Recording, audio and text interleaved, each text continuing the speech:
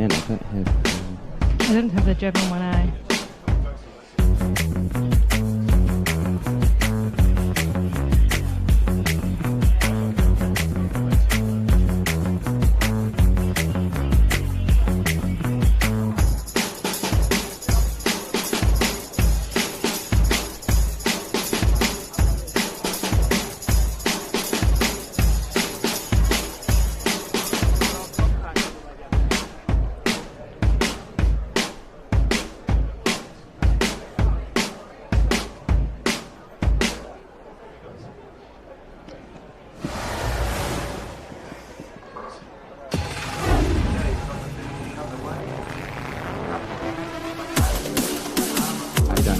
I've only got that set.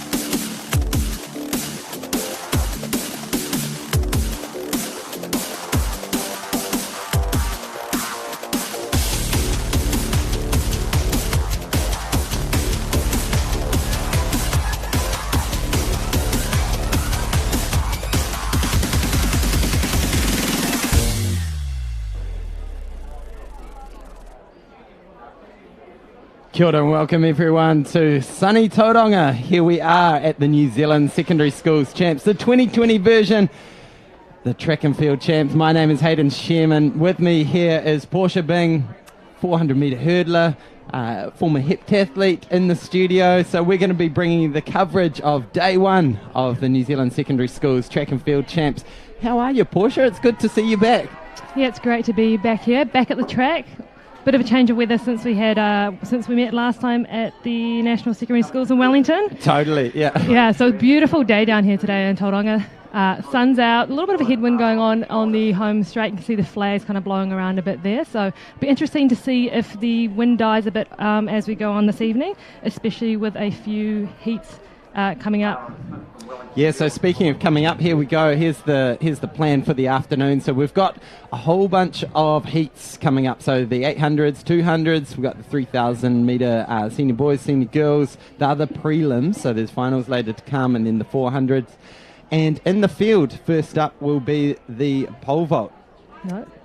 Javelin. Oh, sorry. Yes, the Javelin. So I had pole vault in my mind because do you want to tell us what's happening with the pole vault? We've had an equipment malfunction. Yeah, by the looks of it, just kind of peering out through the commentary box at the moment, it looks like there has been a bit of an issue with the uprights with the pole vault. So we were due to have the senior men's pole vault on this morning, but as far as we know, it has been postponed potentially to tomorrow. I'm sure they will find a slot to put it in there. We can't confirm when that pole vault will be on yet. We just know at the moment it has been postponed. So on screen you can see the Javelin is getting underway. So the senior girls Javelin, they are throwing the 500 gram implement. And as you say, beautiful sunshine here in Tauranga. The forecast for the weekend is really good as well. It's sort of the place to be in the country, with everyone else going to get a bit slammed with weather. But we're going to be hopefully nice and sunny, and just a bit of a light westerly, moderate westerly most of the weekend. So good conditions for some high school athletics. And Portia, this is a big event. You're just telling me before. Oh, awesome. We've got some start lists, so we can rattle through those shortly.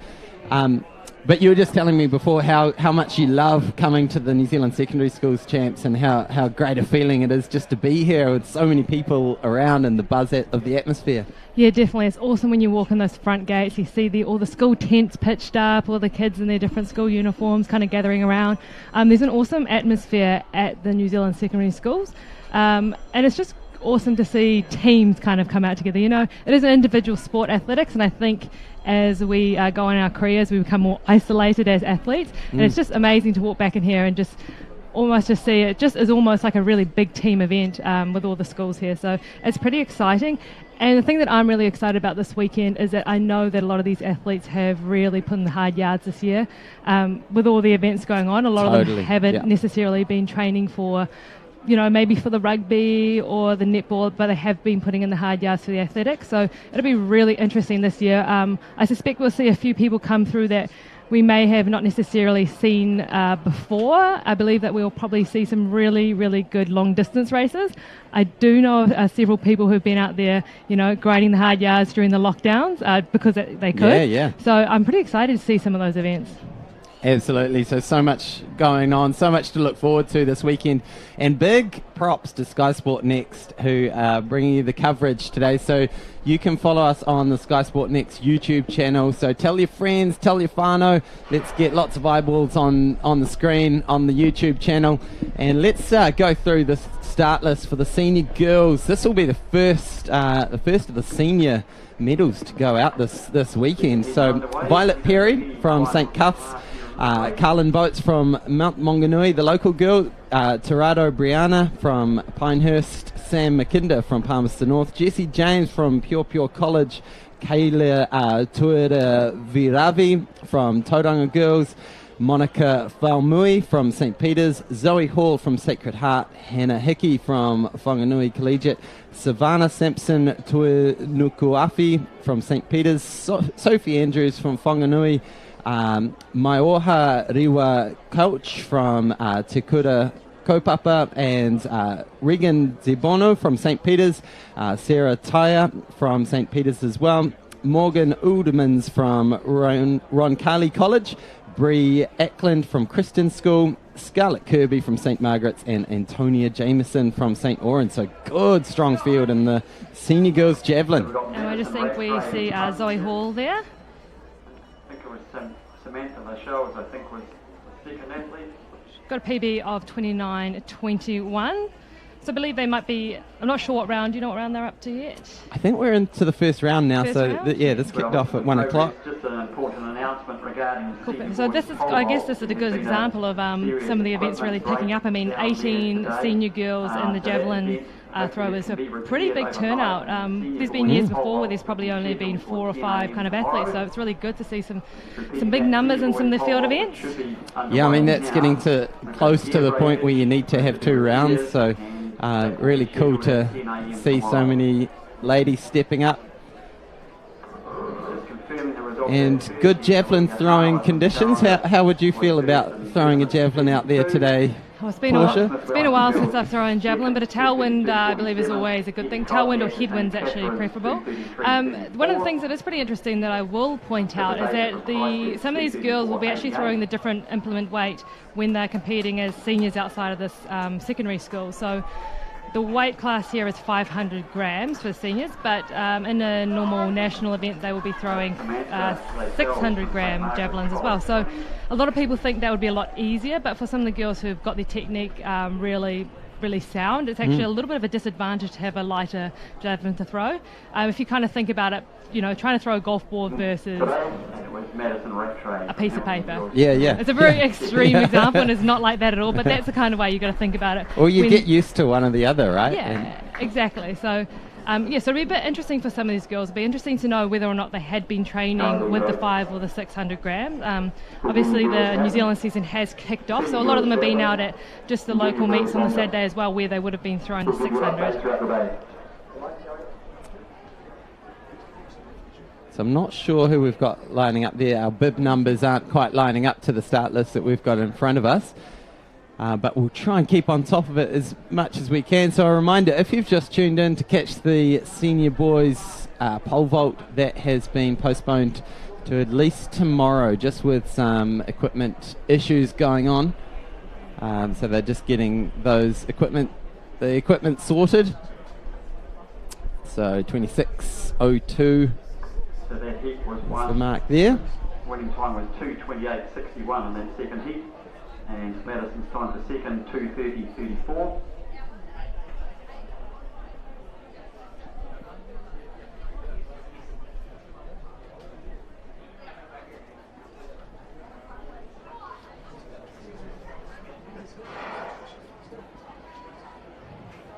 And just a reminder, if you are tuning in hoping to catch the juniors action, we do focus with our coverage on the senior events.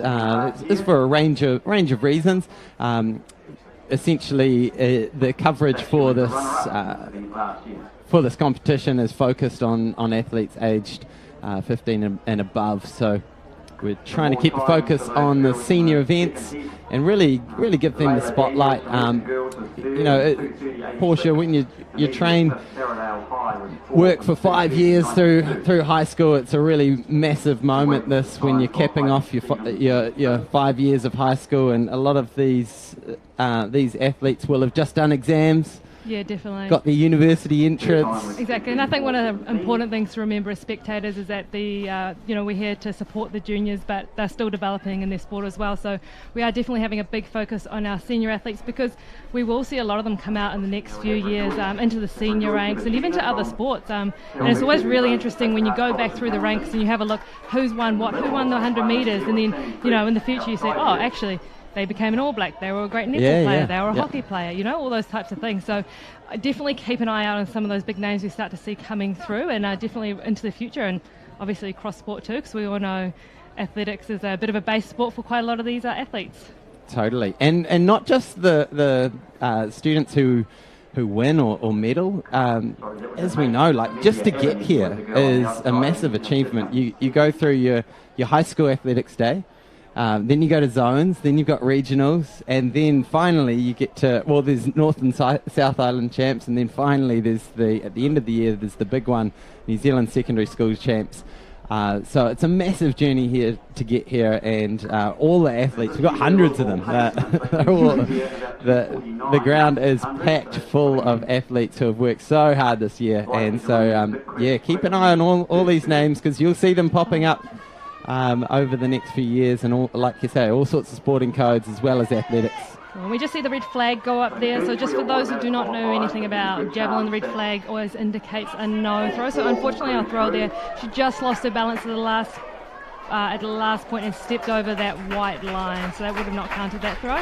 So it'll be interesting to see how she kind of adjusts to that. Is she going to move her run up back a bit? Does she need to slow down her rhythm coming in? It's always a bit of a play around with that kind of thing in a javelin. For a lot of these athletes, they'll have 3 throws, I believe, before they go on to a final, and they get another 3 throws. So it's always really important to try not get a no throw in these first rounds. You can see the officials there getting down on the hands and knees to find where the tips hit the ground. Also for the javelin, one of the things to remember is that it doesn't actually have to stab into the ground, so it has to hit tip first, being the top silver bit, but it doesn't actually have to stab into the ground, which is something that's probably not common knowledge, I'd say, across most people. So when you say tip first, it's got to make a little mark, as long as it makes a mark that the marshal can find? Yeah, I guess it's up to the marshal to determine whether or not it was tip first. Sometimes they do fall very flat, and they can be called... it's up to the marshal to determine whether or not there was was tip first. But if they do not land tip first, it's also a no throw.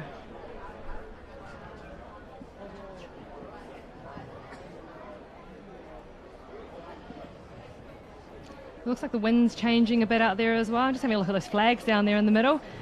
It's a bit all over the place at the moment, isn't it? It's definitely circulating around. I was out at the Mount this morning, went for a little paddle, a little stand-up paddle, and I got to say, my little blow-up paddleboard was getting blown out to sea a little bit. So it was. There's a bit of wind around. I imagine for these ladies doing the javelin, it won't be too much of an issue. But we'll see if it picks up during the day and affects some of the sprints. Now, we are trying to just get on top of our start list, because the bib numbers that you're seeing on screen are not matching up to what we have in terms of our start list. So apologies to those who are waiting at home saying, why aren't you calling their names and where they're from? We're trying to get hold of a start list and maybe make some sense of the numbers, because I'm thinking maybe there's 3 added to all the bib numbers, something like that. Yes, I'm trying to determine that. So, while the sport gets underway, I'll just give you quick results from the last race. Sammy Fuchs, someone at home will be able to tell us whether this is right or not, but the closest number I can see is 489 that we've got, which would make this woman on screen Carlin Boats from Mount Maunganui. So if you're listening to this, you might just want to let us know if we're on point with that. One of the things I actually do love about track and field is like a lot of the girls have their hair done amazingly. The braids that come out, it's really a highlight for me. In their colours as well, yeah. School colours. Oh, good throw. Oh, lovely throw there. So beautiful throw from Carlin Boats. We assume is Carlin Boats, so one of the local girls from Mount Maunganui just came across the bridge, which takes longer than you think, to be honest. It is Mount Maunganui, isn't it? So yeah, nice opening throw there. So looked a little bit upset about it, but out towards the 40-metre mark. Let's take a look, see if we've got a reading. I do believe this is one of those things, it's a little bit of an illusion when you're up here in the commentary box looking down. We look down and it looks like it's 40 metres. Oh, I don't think it's 20. It's definitely not 22. It's definitely not 22. Oh, there we go. Hopefully we'll get a measure on that one in a minute. Oh, there we go. All right, so on average, you're 5 metres out. Yeah. So 35.96. So good opener there from Carlin Boats. So she's got the second longest seed throw. And I think this is Torado Brianna from Pinehurst. So she's coming in with the third longest seed throw, and that looks out to probably about the mid-30s. So she's got a seed throw of 37 metres flat. So we'll see, that could be... I do know from experience close. It's one of those things as well, not being a great javelin thrower, but having done it in my time. It is one of those things when you're the athlete, unless you know the event really well, you genuinely have no idea how far it's going. Yeah. And I remember one time I threw 42 metres, which was the PB at the time. Nice. And from my perspective, I thought it might have been like about 28 metres. Just no concept about distance for the javelin. Sound like a true heptathlete. Wasn't my favourite event. Oh, that face doesn't look happy. What I love about athletes as well, they don't really hide anything, do they? Yeah, it's all in the exactly. facials. Interestingly enough, a lot of these athletes, if you're not that happy with the first throw in the first rounds, you've just got to take what you can get. Keeping in mind, almost like as well, the warm-up procedures in these big events do differ from what they would normally do at home. Javelin is a little bit tricky to warm up. Obviously, there's a lot of health and safety standards around. You can't just go out in the backfield and warm up as well. So we have to keep in mind that for these athletes, one, it's the biggest event they've ever done, probably, and two, for a lot of them, this will be just totally out of the norm for them. They don't have the normal routine that they have to do. There's a lot of they've got to go marshalling, they've got to do warm-ups. There's different protocols. So all those types of things we're playing on their mind today, definitely, and of course the crowds. Yeah. So we believe this is local girl from Tauranga Girls, Kaylee Tuiravi. It's the one bib that matches up to the list that we've got, so that's great news. So getting a lot of height with that one, out around about the 30-metre mark. She's got a seed distance of 31.6, so might be close to that seed throw. She has a really nice smooth run in there. And so the thing with javelin as well, javelin's one of those events that it's just really harsh on the body. You know, they're going in, they're doing their run up, they're going forwards, then they're going sideways, then all of a sudden you've got to jam the brakes on. And I remember one of the things my coach used to tell me was to run faster than stop faster, and it'll go further. Yeah. Didn't work that well for me, but I'm sure that there are some great javelin throwers out there who say, yeah, sounds about right. That sounds like a recipe for a twisted ankle or an Achilles sprain or something. Yeah, there's very many of those. Oh, there we go, 26.04 is the distance there.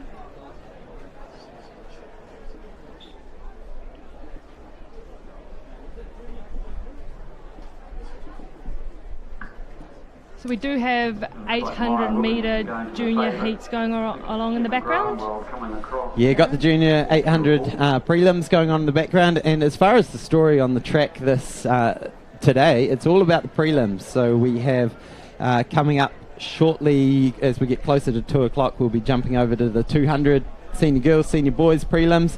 Then we've got the 3,000-metre boys prelims at 3:35.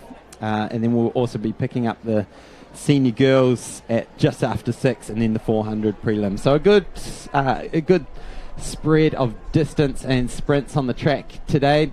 But right now we're back to the javelin. And this is Brianna. Behind her, that's the Kesia Hay from the St. Peter's School. Oh, nice. Lovely lovely plant there. So she got a great technique. She trains up at the Millennium, so see her around. And just generally all-rounded well, very, very talented athlete. I think she did hurdles for a while as well. A little bit of a heptathlete, but definitely getting a bit more into the throws. I mean, look at that. Technically, she knows a thing or two, right? Yeah. And from our view, out close to the 40-metre mark, which probably means that's high 30s, something like that. Yeah, so PB is 37.00. Oh, that could be close. Let's see what we get here. Molly O'Sullivan's winning time in the last race was 2:26.69. Zara Ford 2:28.19.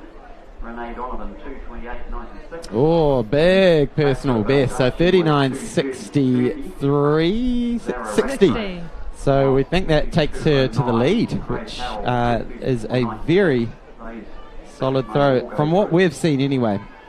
Yeah, definitely. I think technically she's really showing a lot of class there as well. So it'll be interesting to see if she can really push out towards that 40-metre mark. For a lot of young javelin throwers, and even not so young like myself, and back in the day, the 40-metre mark is really the breaking point that you need to get to. It's just that really big breakthrough. So I definitely think we'll have a few athletes out there today who'll probably be looking to push towards that 40-metre mark. An update from the senior girls javelin. And Kira Ball, I think it was, fourth. I'm just having a look from our start list. It looks like we've got about 4 athletes who would be either at or around that 40-metre mark as well today. So cool. Not that this is the updated version, but...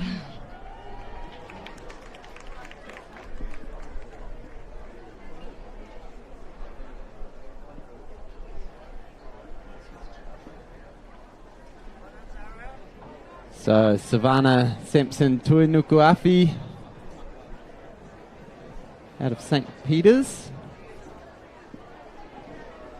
And again, if you've just tuned into the action here on Sky Sport Next, it's great to have you with us here at sunny Tauranga, where the sun is definitely shining. It's nice and warm. It's very toasty up here in our commentating box.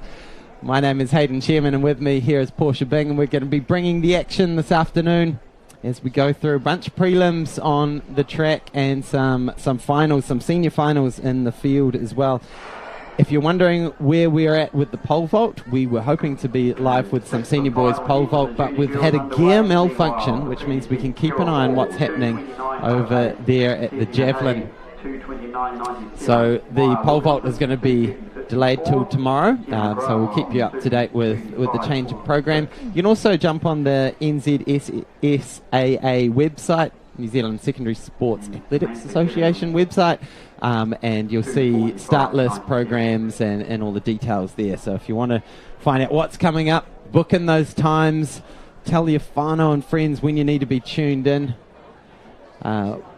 jump on the website and you'll see all those details. And I'm just having a look over at the pole vault at the moment. I can see a whole lot of officials kind of looking to see how they can fix the technical issue they're having there with the equipment.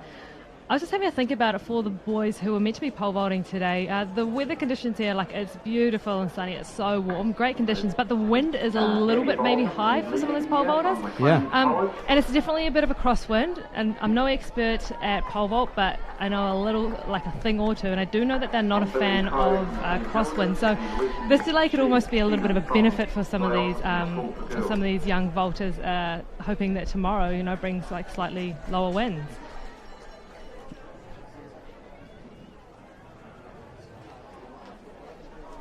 We do have our senior women's javelin throw, so this is a straight final.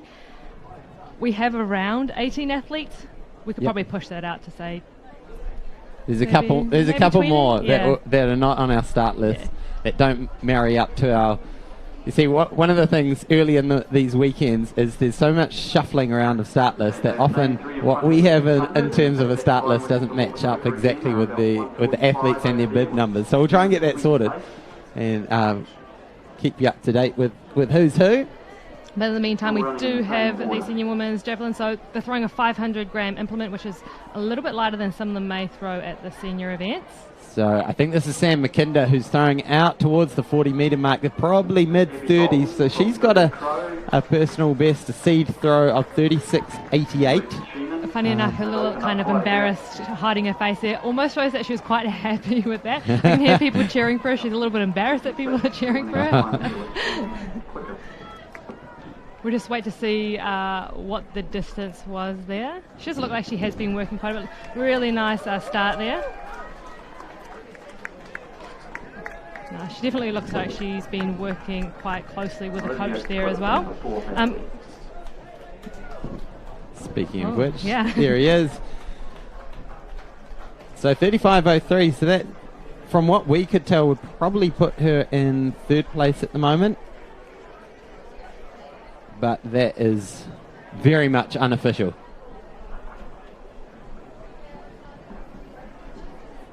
An update from the long jump. We have the junior boys long jump, 2 pits operating. So a lot of our athletes here will be actually also probably just learning Javelin, I believe. So Javelin's not necessarily something that all the schools are fully across or participate in. I remember my days back at Barradine, we didn't do Javelin during the school athletics. It wasn't until I started heptathlon, it wasn't until I was well into heptathlon did I actually start training for Javelin. Wow. So, yes, it's always quite interesting. We get that kind of mix of athletes that are just learning, and you'll start to see them come through the ranks in the years to come. And there'll be the ones that kind of had hands-on with the Javelin for quite a while. Javelin is definitely one of the technical throwing events, very technical. The smallest issue between how you throw it, the angles of release can just, it can really affect the way the Javelin flies. So Morgan Odermans from Roncalli College. Yeah, I mean, if you've ever picked up a Javelin and go to biff it like a cricket ball, you soon find out that you can't do that. You get a very sore back of your head as well when it whips around and gets you. Yeah. And so you soon realise that, actually I might need a coach to show me how to throw this thing. Yeah, well, I was having a really interesting talk with some people in my office the other day. And we were talking about what kind of fun social events you can have in an office, and everyone's like, oh, golf's the thing. And I was like, you know what would be really great? If we just get out and have an office Javelin competition. Yes. I'm not sure it would fly with health and safety of our office, but it would be great, because a lot of the guys in the office just, I could do that. But like we said, it's not about how strong you are, it's about how technical you are in the Javelin. So Sophie Andrews there. Oh, Whanganui Collegiate. Oh, sorry, Whanganui High School. Sorry about that, Sophie.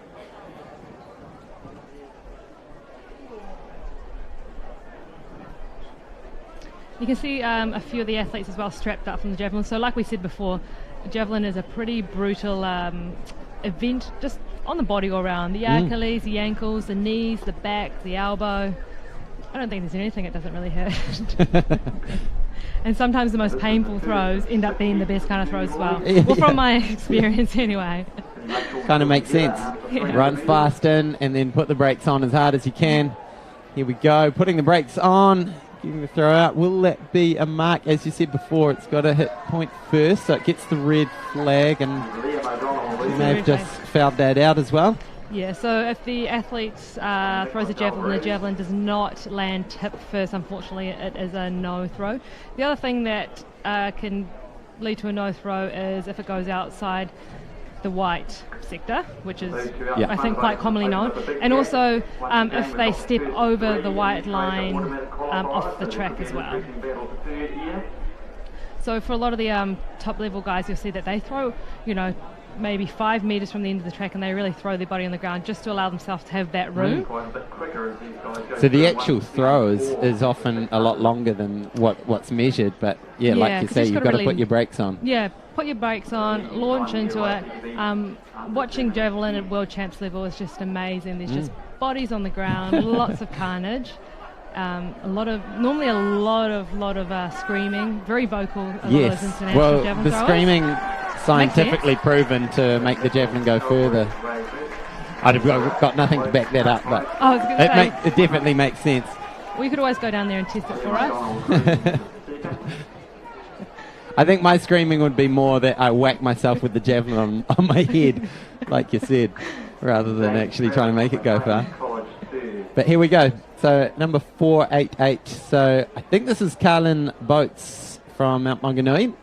So she had a throw before of 35.99. Let's see if she can get close to that again. Nice smooth throw, and that had good flight through the air. So it gets a white flag from the runway. And let's see. It looks like it's out towards that 40-metre mark, but like we know, our vision from here is not that accurate. We're on a slight angle. We're actually like bang on parallel to where they are, but because of the angles of the... So the measuring is in an arch. It doesn't go straight across the field.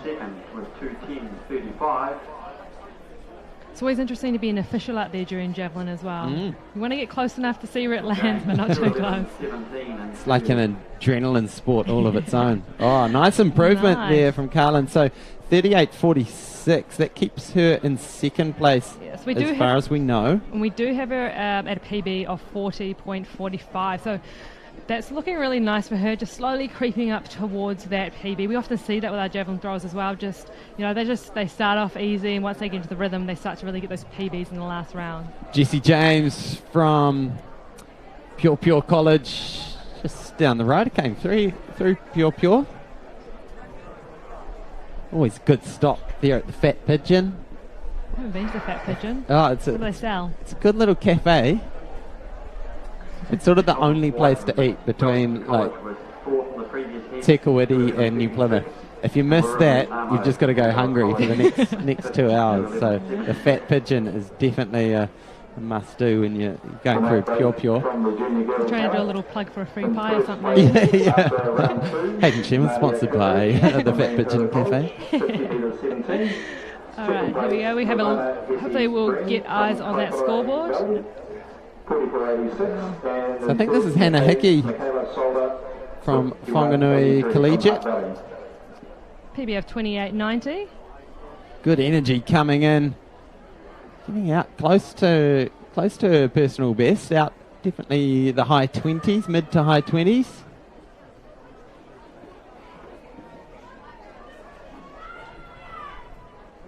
And I'm just so stoked that we are here. When I think back to April, May, when we're all locked down, wondering if we were going to have any sport this year, I'm just so stoked, especially for all these Year 13 athletes who are competing.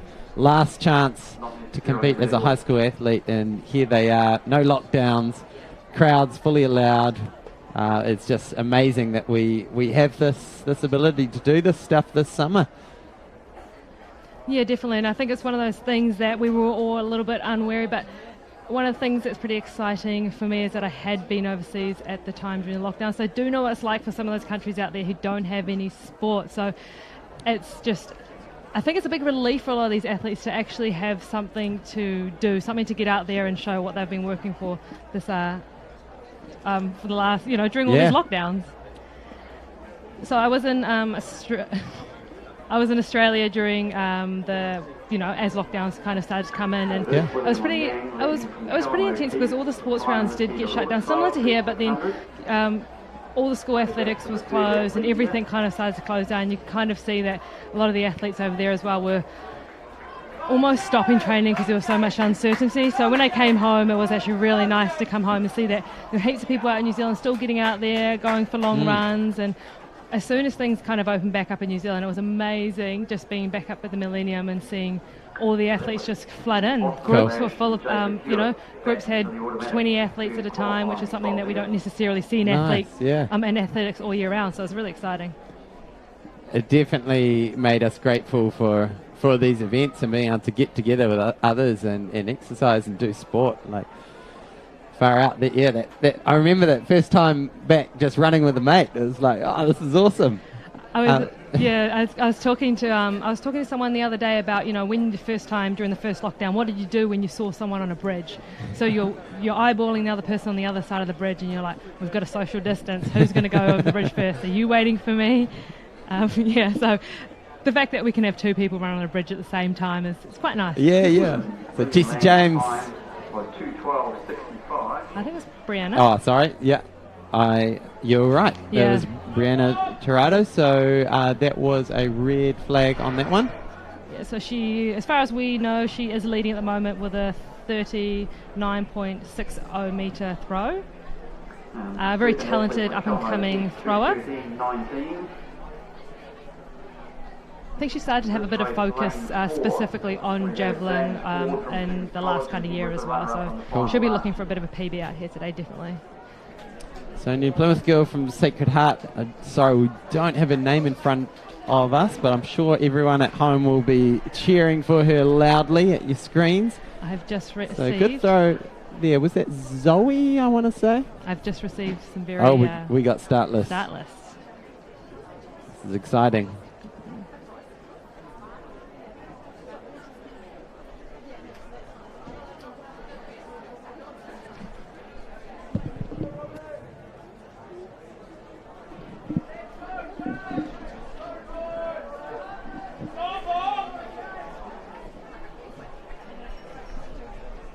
And it looks like all the start lists that we've got are just the track ones, which is good for when the track races start, but we'll try and find the field ones as well. Yeah, so we do have just the javelin going on, senior women's javelin going on at the moment. Pole vault senior men's and junior men's has been postponed to tomorrow just due to equipment failure, so if you're waiting for that today, definitely tune in tomorrow. We'll let you know as soon as we hear if there's a time slot put in place or when it's going to go ahead. So if you've just tuned into the action, thanks for tuning in to Sky Sport Next on the YouTube channel. Really great to have Sky Sport Next bringing all the coverage for 3 days of action here in Tauranga.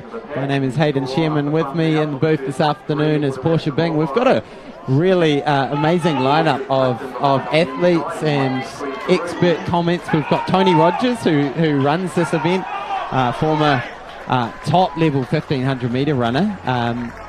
We've got Camille Buscombe coming in tomorrow with French. Yep, So and Cam French. Fellow long hurdler Cam French coming in as well. So the exciting thing about that is that we'll be able to get a little bit of insight knowledge to what these athletes did when they were at secondary schools, especially from Camille. I'm actually really excited to have Camille in studio to have a little bit of a chat about what she actually does, training wise, but what she did when she was at school as well. For sure. Yeah, it's really fascinating to hear the journey of like elite athletes like yourself who come up through the school ranks, learn their craft, develop a passion for it, find out where their strengths and weaknesses lie, and then really get into their work, post school. And a major part of what this weekend is about is just instilling that love, instilling that passion that will get young people through, the next, well, not only the next like 10 years of an adult career, but also like just a lifetime love of moving your body and exercising. Yeah, definitely. I think it was really the secondary schools for me that really implemented the love for athletics. It was always something I loved personally, but I was coming to these events and just having the different atmosphere. I guess when you're quite young at athletics, you have junior days, but when you're in your teens, there's not really any large events in New Zealand that attract the same kind of crowds in athletics that is just really national secondary schools. And for me, the competition, the atmosphere was one of the things that really gave me the passion to keep doing it after school as well.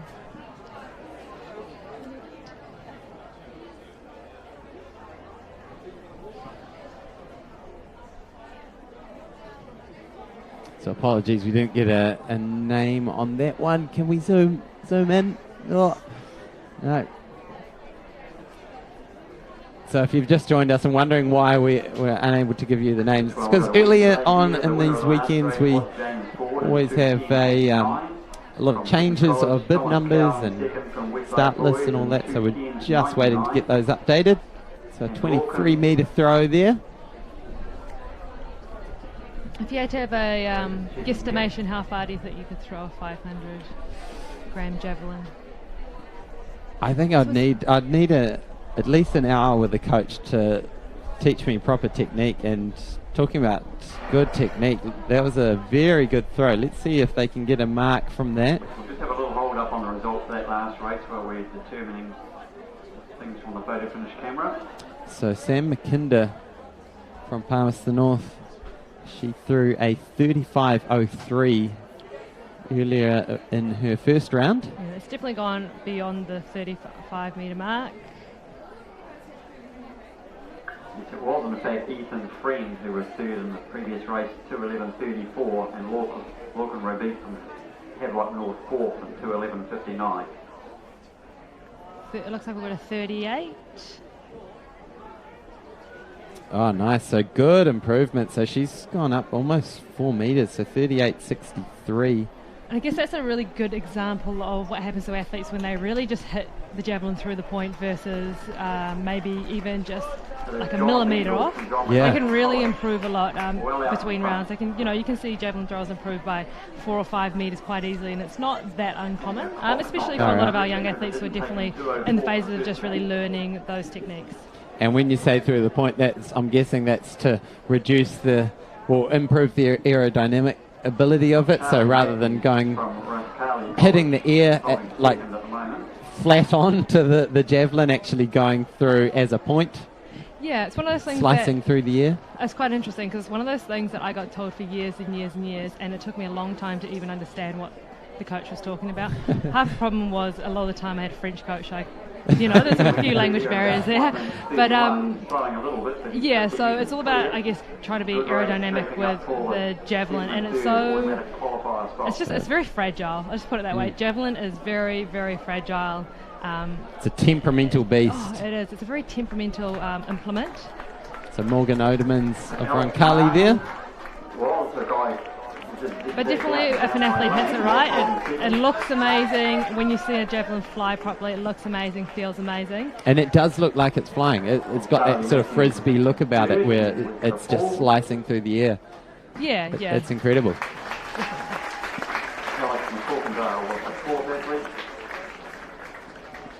So this is quite a good competition for these javelin girls, having so many of them in the competition, because one of the things that some of these, I guess, very technical events suffer from in New Zealand is that you normally have very small fields, but with small fields comes less recovery, less time to actually think about those changes that you need to make. So it's actually a really nice thing for them to have a big competition where they can actually talk to their coach, they can take 10 minutes between throws, practice some drills, and actually keep warming up and getting better and better.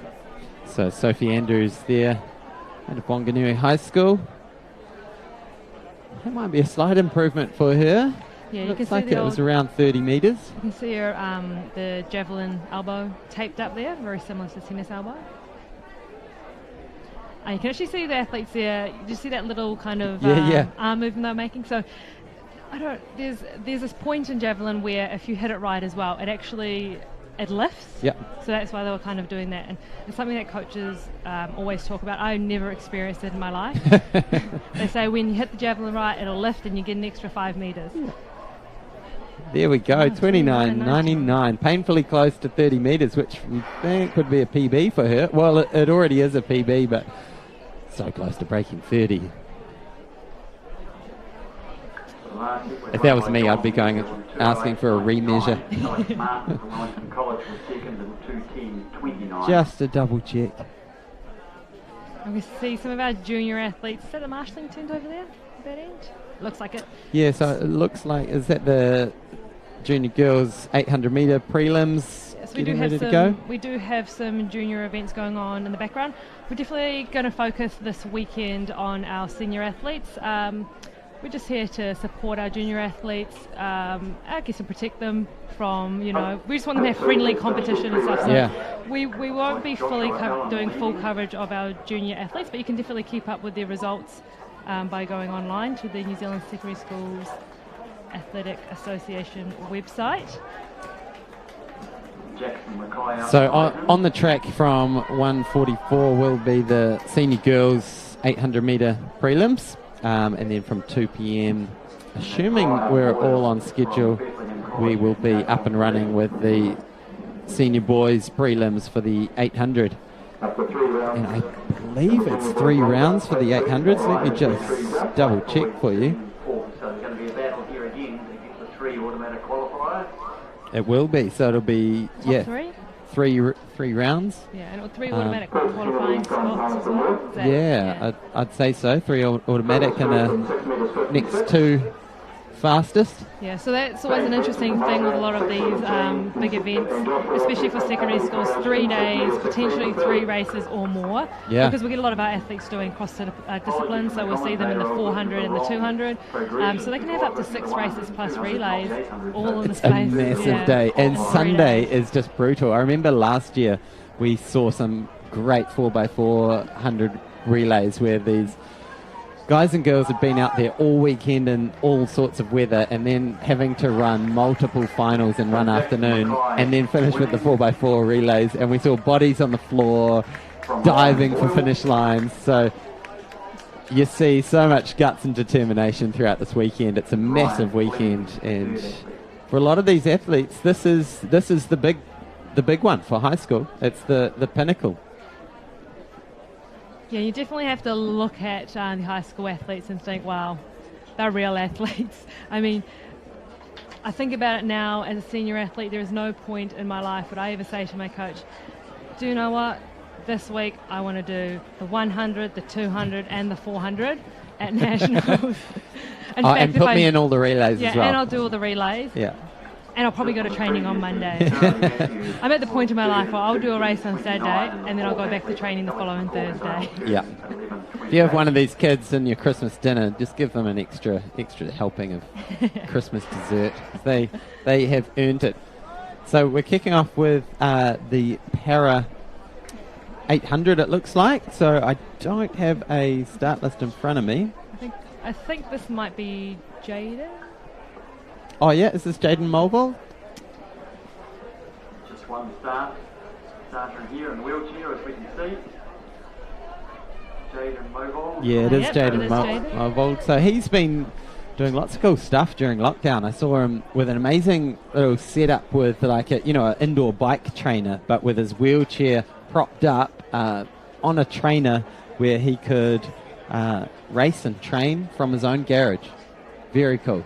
Yeah, I have heard he's been doing some pretty interesting stuff as well, training for some really long kind of distance stuff as well. So yeah, really extremely talented, multi-discipline kind of athlete as well. You see him out there every day. It was classic. I saw him out at the track a couple of weeks ago and it was pouring with rain. Just couldn't even see. Track was flooded. He was shivering, still going, Wow. just going round and round and round. Awesome. So look at him go. He's got the aerodynamic helmet on there as well. First lap in 1:17. So usually that first lap is a little bit slower because it takes a little while to get up to speed. But once these machines get going, they really do go for it. Nice and aerodynamic. And it's just about keeping that wheel speed up, keeping those arms pumping. Yeah, and just having the ability to keep navigating, making sure that you're actually redirecting where you need to go as well. There's so many different elements in wheelchair racing. And when I was in Australia, there was she was a marathon runner, and she was a wheelchair, she did a marathon, and she said to me that one thing that a lot of people don't realise as well, she said how complicated it is racing a wheelchair. It was very similar to being on a bike. She said you have to get it fitted, you need to make sure that you understand it inside out so you can make those adjustments where you need to make them, and depending on the different wind speeds and things like that. So there's actually so much more to it as well that these really young athletes have to learn. So it's always really awesome to see them actually getting out there, and you can see when they start to pick up things and start to make little tactics and little changes to the ways that they race. And I think we've started to see Jaden do that over the last few years as well. He's really kind of started to come through with some really good times. Here he goes, so coming through to the finish. He's going to finish in 2:37, so good solid time. I was just looking up, see if we can find his personal best. So I'm sure we'll see more of Jaden over the weekend. Yeah, I wouldn't be surprised if we see him in multiple races. I'm thinking there's going to be a 1500 in there, maybe something else as well. He's definitely being out there, like I said, training really, really hard. And you've seen him doing awesome stuff over lockdown, so I'm sure he will be out there this weekend doing definitely more than one event. And if you're interested, he's got his own little website, jadenmulville.com. He's a young man who has had more medical procedures than most adults experience in a lifetime, yet lives with an abundance of positivity, generosity and determination. And that's so true. He's He's a very nice guy and, as you say, dedicated to his craft of getting that wheelchair around the track as fast as he can. So we have the 800s. Here we go, the first of the senior girls 800 metre heats. We have 6 heats lining up. So we have Lara Smith, Ellie Maynell, Eddie Kosniak, Pippa Baker, Kara Buchanan, Carrie Rennie and Olivia Harler. So I think we're looking at the top 3 for automatic qualifiers. Yep, top 3 of each heat plus the next best 6. So these athletes will be looking to come through comfortably, but in the top 3 just to secure the position in the next round. It's always interesting in the 800s. You'll see some heats will just go out and go really hard and everyone will be PBing, and other heats will be the front leader will really slow it down. So it'll be interesting to see what kind of tactics we see out there today. It's a little bit windy. I want to say there's a bit of a tailwind on the home straight, but you know if there's a tailwind on the home straight, there's a big headwind on the back straight. So it'll be interesting to see what kind of tactics we see playing out here today. Yeah, so you can see it's quite bunched up, which means the pace is definitely not on fire. And you often see this early in the, like you say, in the rounds where it's more of a tactical affair. So 1:14 at the bell. And we'll see how this breaks up. So top 3, and then it's the next 6 best times. So there's a few opportunities. So that would say there's kind of on average 1 from each heat might get through, even if they don't quite crack that top 3. But there we've got 5 ladies all lining up. 41.51. Second is Brianna Torado from Pinehurst, 39.72. And in third on 38 metres 63, Sam McInda from Palmerston North. So we see them coming through. They're just on the top straight with about 180 metres to go. So we can see that the 3 girls at the front starting to work a little bit, looking for that comfortable qualification into the semis, keeping in mind that these athletes do need to run 3 rounds. So they won't be looking to burn too much, although we do see a little bit of pace being put on here on the home straight. Yeah, so really pulling away. These 3 led out there. I think it's Lara Smith at the front, just pulling away. So those 3 through comfortably, 2:25, and then number 5:22, Ellie Maynell from Napier will take the 4th spot, and she'll be wanting to keep a close eye on those times as they come through. This is the first heat of 6 in the senior girls 800s. We'll have 3 rounds. So 3 800 metre races in one weekend. Portia, how would you like that? I can barely do one 800 metre. 800 metres is one of those events that are pretty brutal as well. So I always personally find the 600 metre mark is always something that's, you feel fine, but that last 200 metres and 800 really gets you. Yeah. 3,000 metre races, both junior girls. All right, so there's heat number 2. We have Paris Carroll from Christchurch, Rachel Turner from Columba, Elle Barton from Waikato Dio, Charlie Miller from St. Peter's, Kirsty Solomon from Sacred Heart, Lily Cooney from Mount Maunganui, and sorry, I missed the last one. Heat 2's underway. It looks like we have a scratching in lane 2. So Chloe Hughes from Rangiruru Girls. Here we go. We see the girls go through the 100 metres there. We'll see them start to merge in all into lane 1. Look like a pretty aggressive merge in there, but these girls look like they mean business here. We can see the pack's actually quite close, but they look like they're moving at quite a rapid pace at the moment. Not sure we have there in first at the moment, but she looks like she is trying to pull away a little bit. It's always different tactics in these 800s as well. Some athletes like to pull away in the first 300 metres, whereas others will just look to really be dragged behind the pack, have the wind block just cruising there. So yeah, there's kind of 2 types of 800 metre runners. There's the more sort of 4-8 sprinty types, and they like to get out hard typically. And then there's the more endurance types that like to sit tucked in at the back and then surprise everyone as the fatigue sets in. So going through reasonably quick, 1:09 at the bell. And Portia, I've been leading everyone wrong because we were reading from, I was reading from the start list of the junior girls before. So apologies to everyone who was watching and saying you got those names all wrong. I did. Hamilton is but at least we have the names right for this. So I can confirm there's only 3 heats in the prelims for the senior girls 800, which means it will be 2 rounds.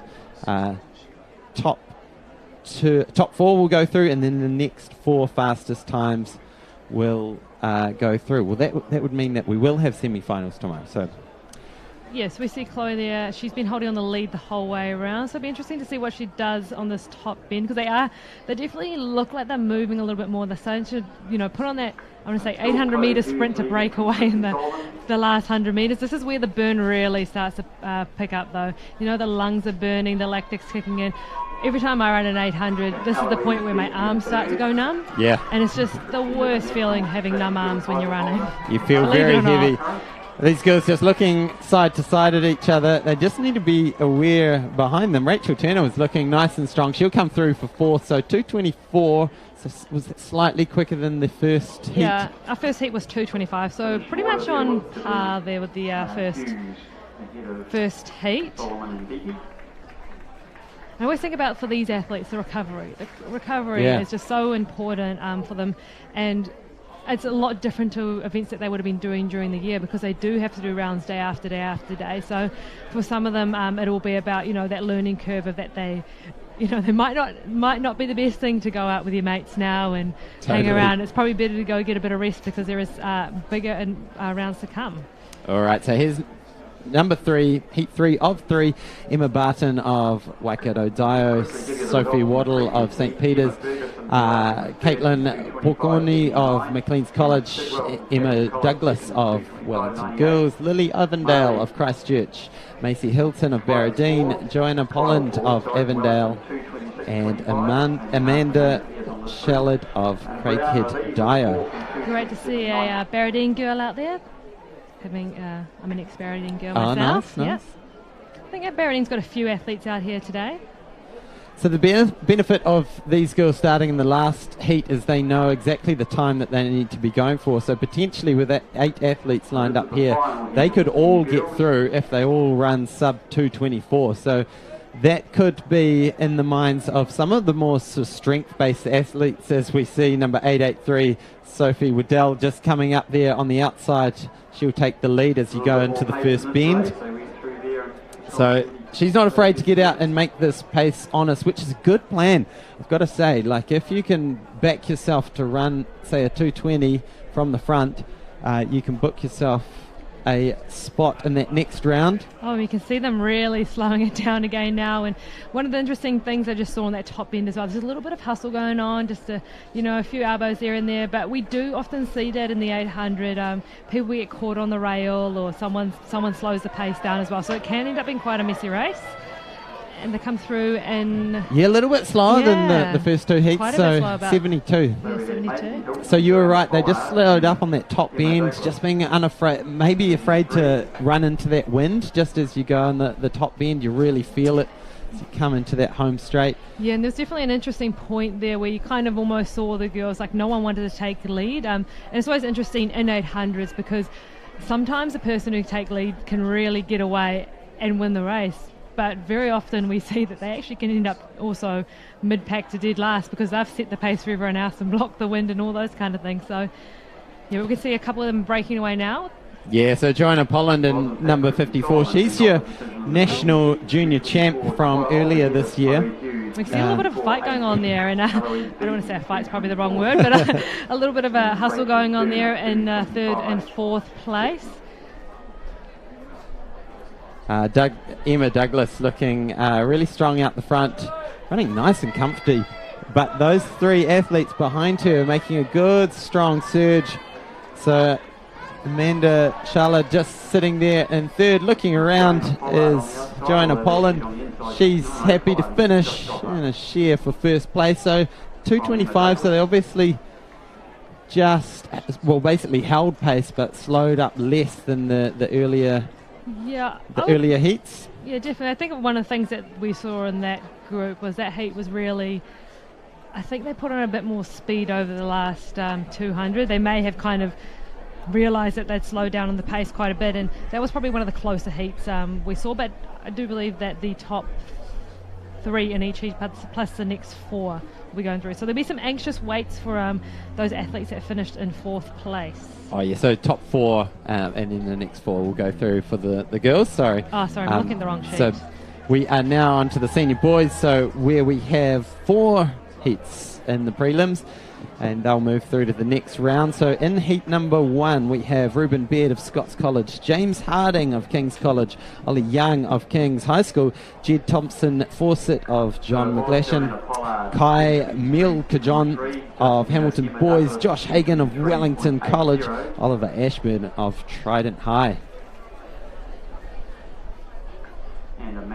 So James Harding took out this title last year. He's back again from King's College. See if he can do the same as he did last year. Last year he edged out Liam Back and Mitchell Snell.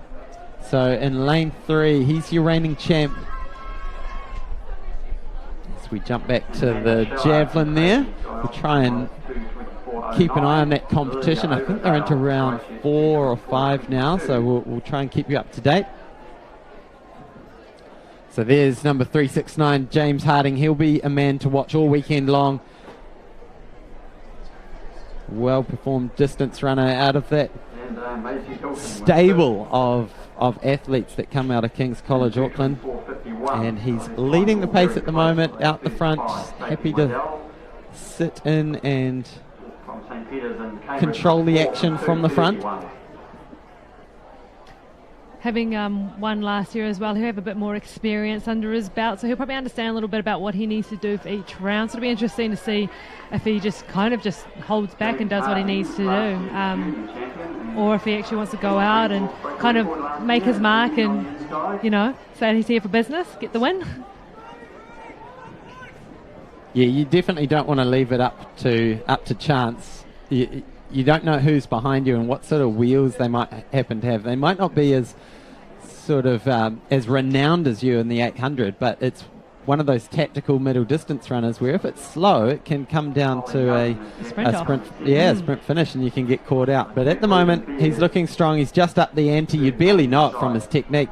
Everyone just getting strung out a little bit behind. So now there's 4 boys all at the 200-metre mark, all lining up. Ollie Young just slurping off the pace a little, but it's that top 3 still with James Harding leading them out. Jed Thompson Fawcett also there sitting in 3rd, and Reuben Baird of Scots College just coming up onto the shoulder of James. These 3 are going to be safely through, an interesting battle here for that 4th place, but they just need to get after a good time here. So 2:05 for those 2 athletes. Good strong finish. So good to have that company actually to be pulled through for a quicker time. So we have Brianna here, 6:21 at the Javelin from Pinehurst.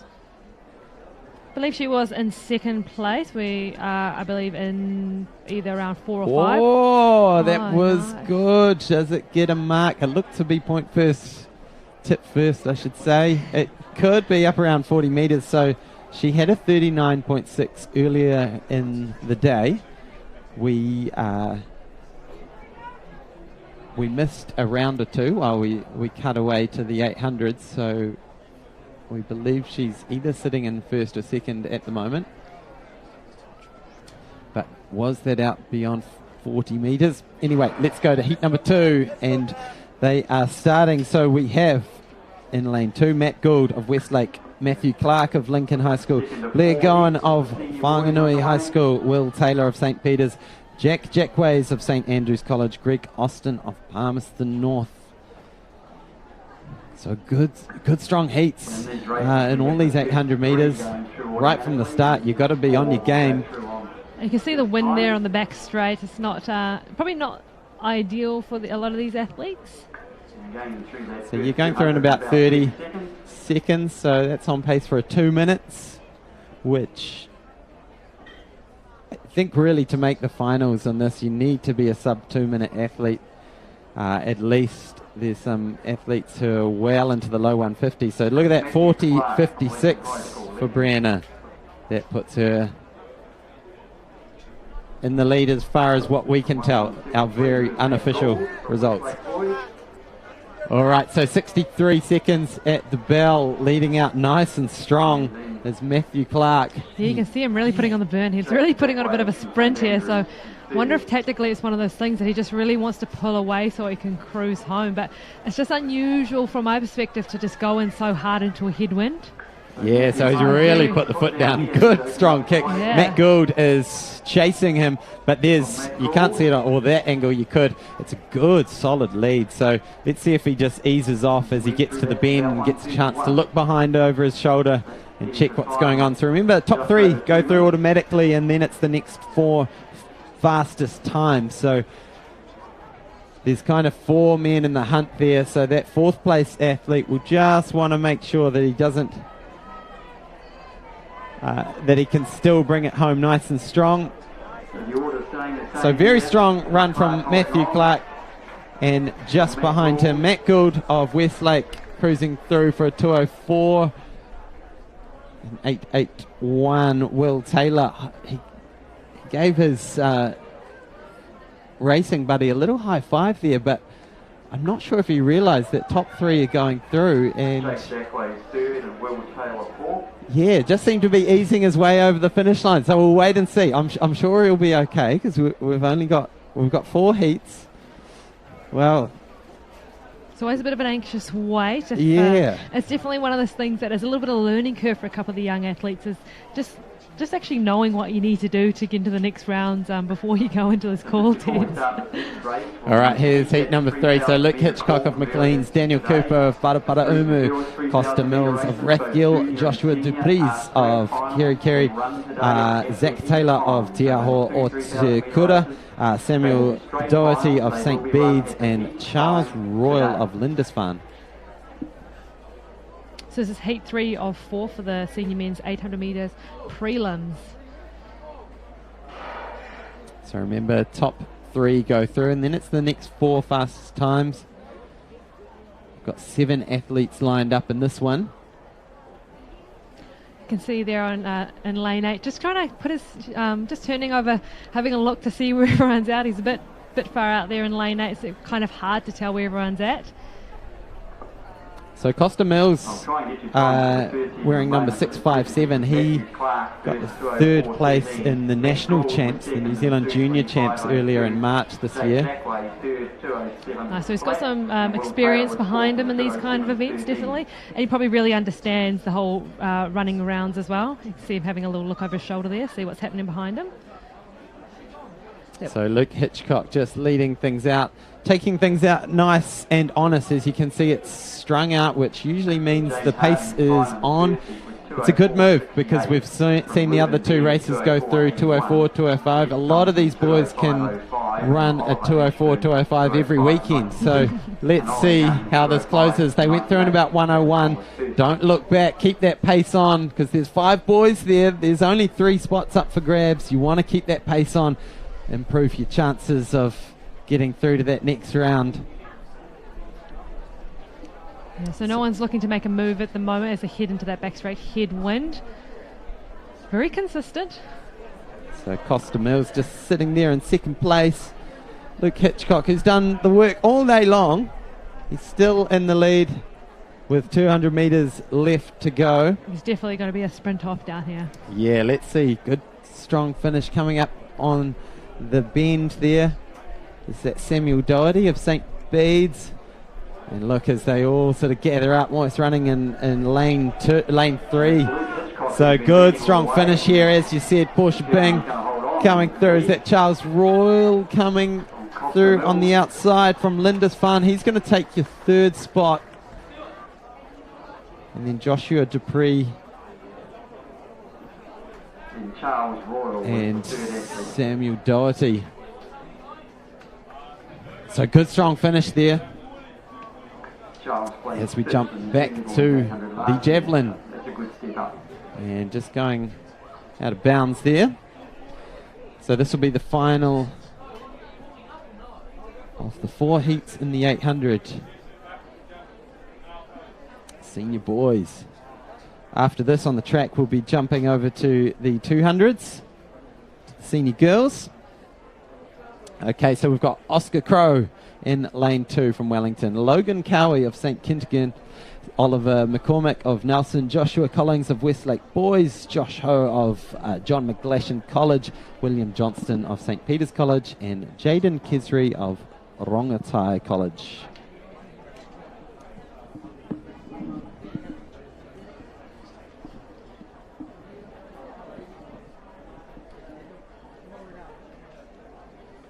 This is our final heat of the senior boys 800 metres. So we are looking for the top 3 in each heat plus the next best 4. I think times have been pretty consistent across all of the heats. Around the 2:04 mark. Yeah. Sorry, I'll turn my mic on. Yeah, I missed the time on that last one just before. Actually, I was too busy watching the action. There you go, 2:04 was last one. Okay, so they're all about 2:04. So that's the benefit of drawing one of these last heats, is that you know exactly what you need to do, and particularly if you can think I can just time trial right from the front a 2:03, you can just book yourself into that next round. Yeah. Is there any benefit for winning a heat? And so we understand in sprints, and there's always the benefit of winning a heat because you want to get a better lane. You want to be either 3, 4 or 5 type thing. Is there any benefit in these distance races for actually coming through with the fastest time? Any lane benefits or anything? Yeah, well, just as Josh Ho sort of leads the pack through.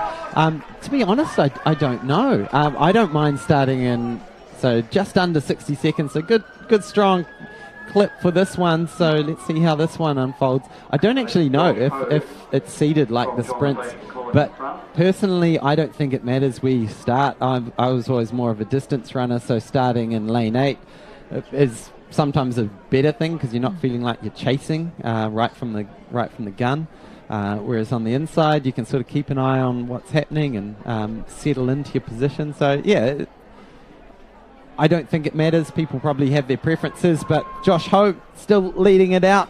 He's led the whole way, and right up on his shoulder is Logan Cowie of St. Kentigern, just looking over his shoulder and closing in a little bit. It was a good strong finish from William Johnston of St. Peter's, but it is Josh Ho. Logan Cowie of St. Kentigern on the outside.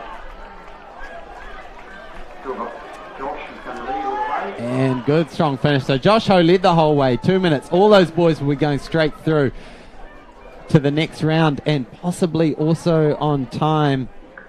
Oliver McCormick as well ran about a 2:04 high, so really smart race from all these boys, making sure it's a done deal. Very smart racing, running a good quick time, making sure that not only you got the place, but if you just got pipped out of that top 3, you'd also get the time for an auto qualifier. So I would say the top 5 of that race were a sure thing to go through to the next round. Back to the Javelin. And look at that beautiful throw, getting out very close to that 40-meter mark. We've just had a handful of throws close to.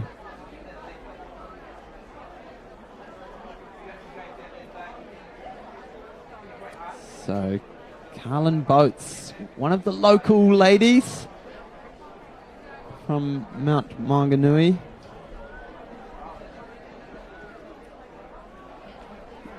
We saw an earlier throw of hers of 38.46, and this will be a slight improvement of that, so 39.79. Of course, we've missed a couple as we've been in the midst of racing following the action on the track. So from our understanding, that does put her currently in first place. I think just second behind Brianna's 40.56. So she definitely, as they come into those last rounds, should be looking for that 40-metre.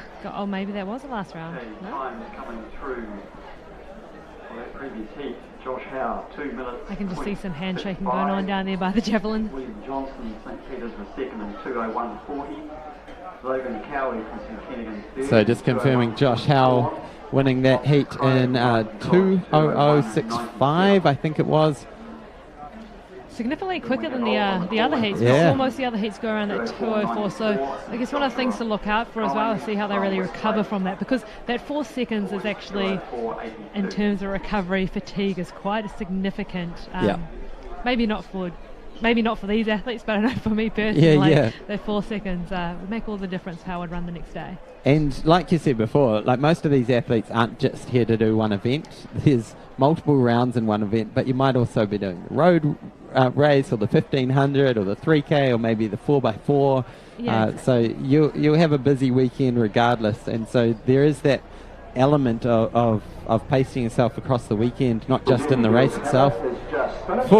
For yourself, Portia Bing, as a former heptathlete, how would you kind of approach the recovery after day one? Like, are you jumping straight in the ice bath, or what's the go-to for you? Yeah, I definitely think for me personally it would have been ice bath, really good fueling, so making sure you're eating and things like that. And one of the hardest things that I do still currently struggle with is it's always that eating after a race, because I'm just personally one of those people, and there'll be a lot of athletes out there who will know exactly what I mean. There is nothing worse than the smell of food after you've run.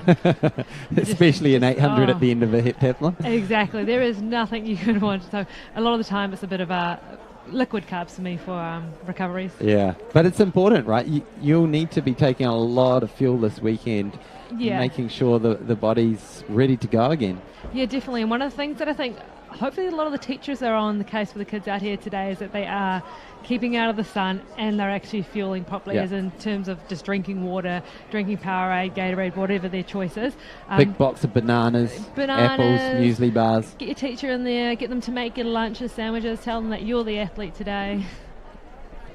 So in the crowd there, live coverage continues shortly with more action from Tauranga at the 2020 New Zealand Secondary Schools Track and Field Champs here on Sky Sport Next. So we're taking a short break.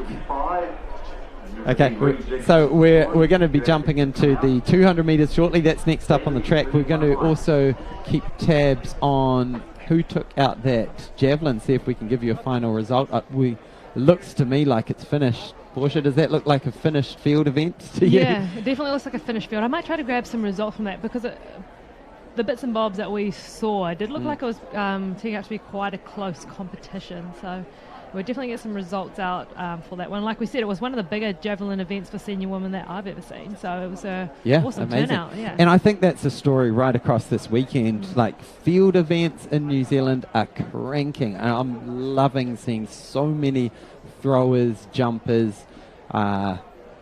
That's it in the field. But I'm loving seeing. I was wondering where you're going with that. What's the other? But I'm just loving the fact that we don't have these weak fields in New Zealand athletics at the moment. There's so much depth, so much great competition to be watching and involved with. And the thing that I'm personally loving as well is that we're getting really great depth in events that we're not traditionally seen as being strong at. I mean, we've had great role models and things like pole vault, so we're seeing a lot of uplift in things like pole vault, but we're actually seeing a lot of uplift in the sprints as well, and we're always traditionally good at long jump, but then even now seeing really large fields in the javelin as well. So it's just showing across the field we're actually becoming, our athletes have the coaching available, the facilities available, and they're really starting to use them, and it's really starting to come through when we're seeing them perform really well in events across the board.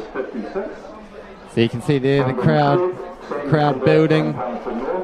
Half of the crowd there will be athletes, the other half probably supporters or parents or coaches, and we saw earlier the legends of yesteryear and the legends of tomorrow sort of sharing the stands with Barry McGee, Rome Marathon 1960 bronze medalist from the marathon, sitting next to athletes that are just starting out on their journey. So this is one of the other things that I love coming to these events. Like, you rub shoulders with so many legends in the sport. Like, the sport in New Zealand's not so big and sort of high and mighty that you can't rub shoulders with medalists. And like yourself, I'm sitting next to a world champs athlete. Yeah, that is a really nice thing about... Yeah. I'm not saying about me, but... don't want to be out there promoting myself, but You're also sitting next to the Taranaki 5,000 metre champ. I was going to say, so. we brought this up last year, and you did shoehorn it in earlier this year. Yeah.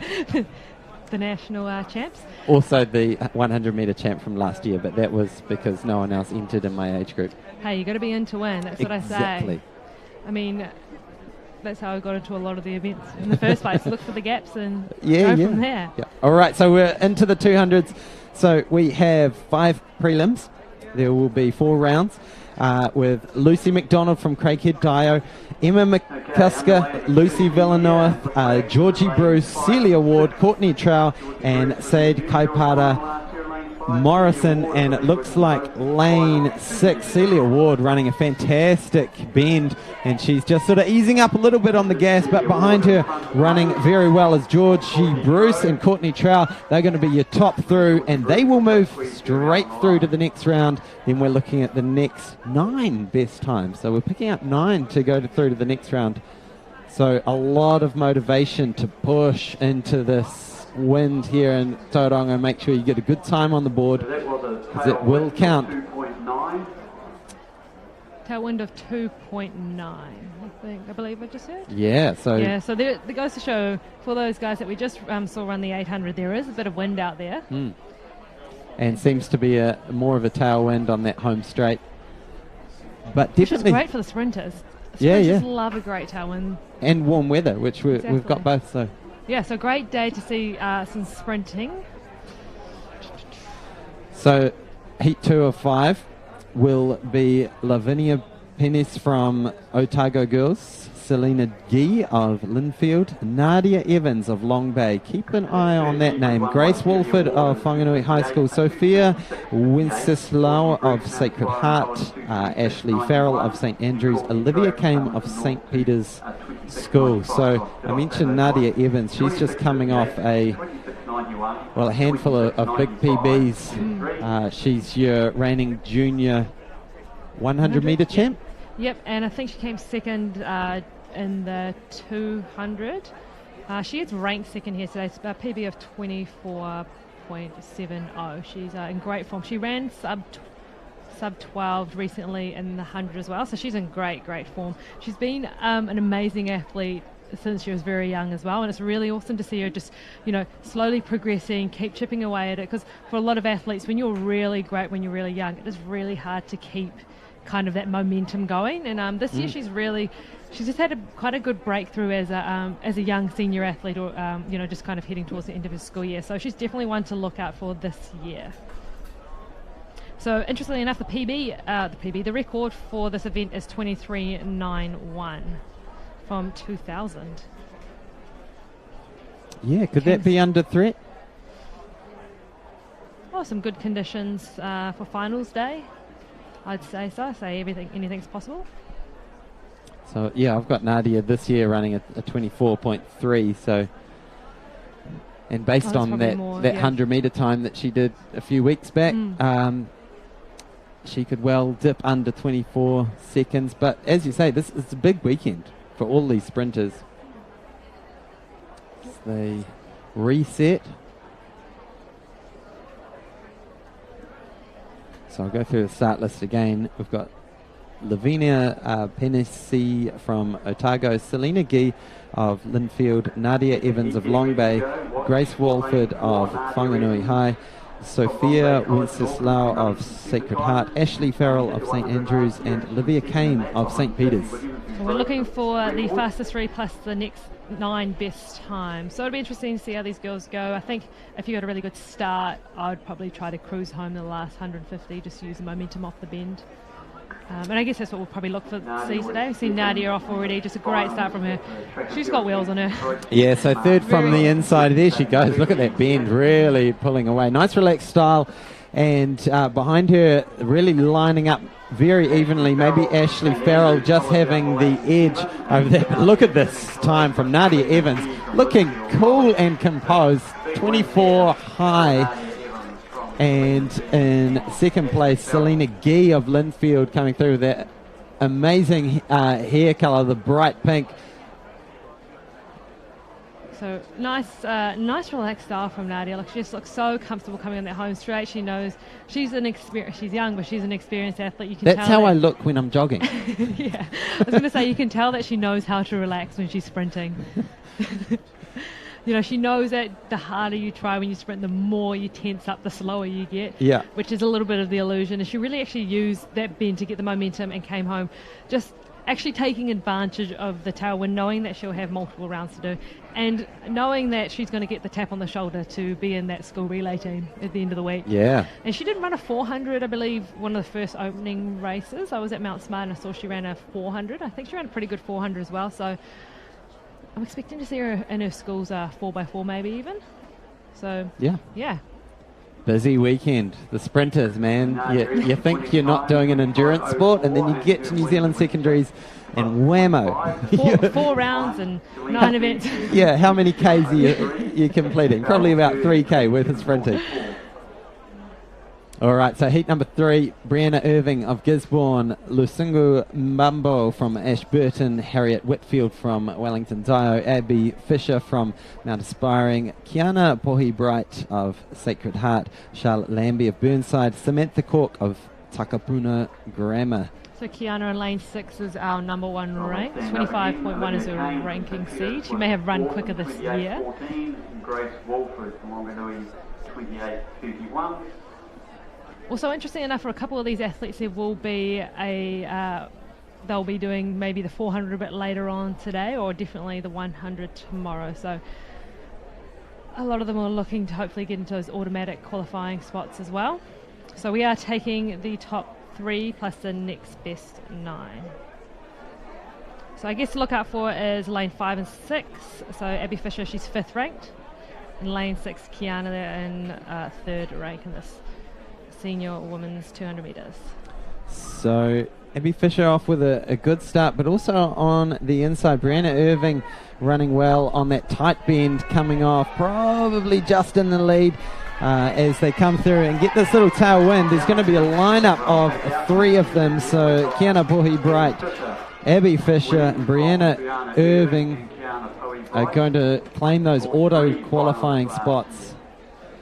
So a nice close heat to start off their weekend.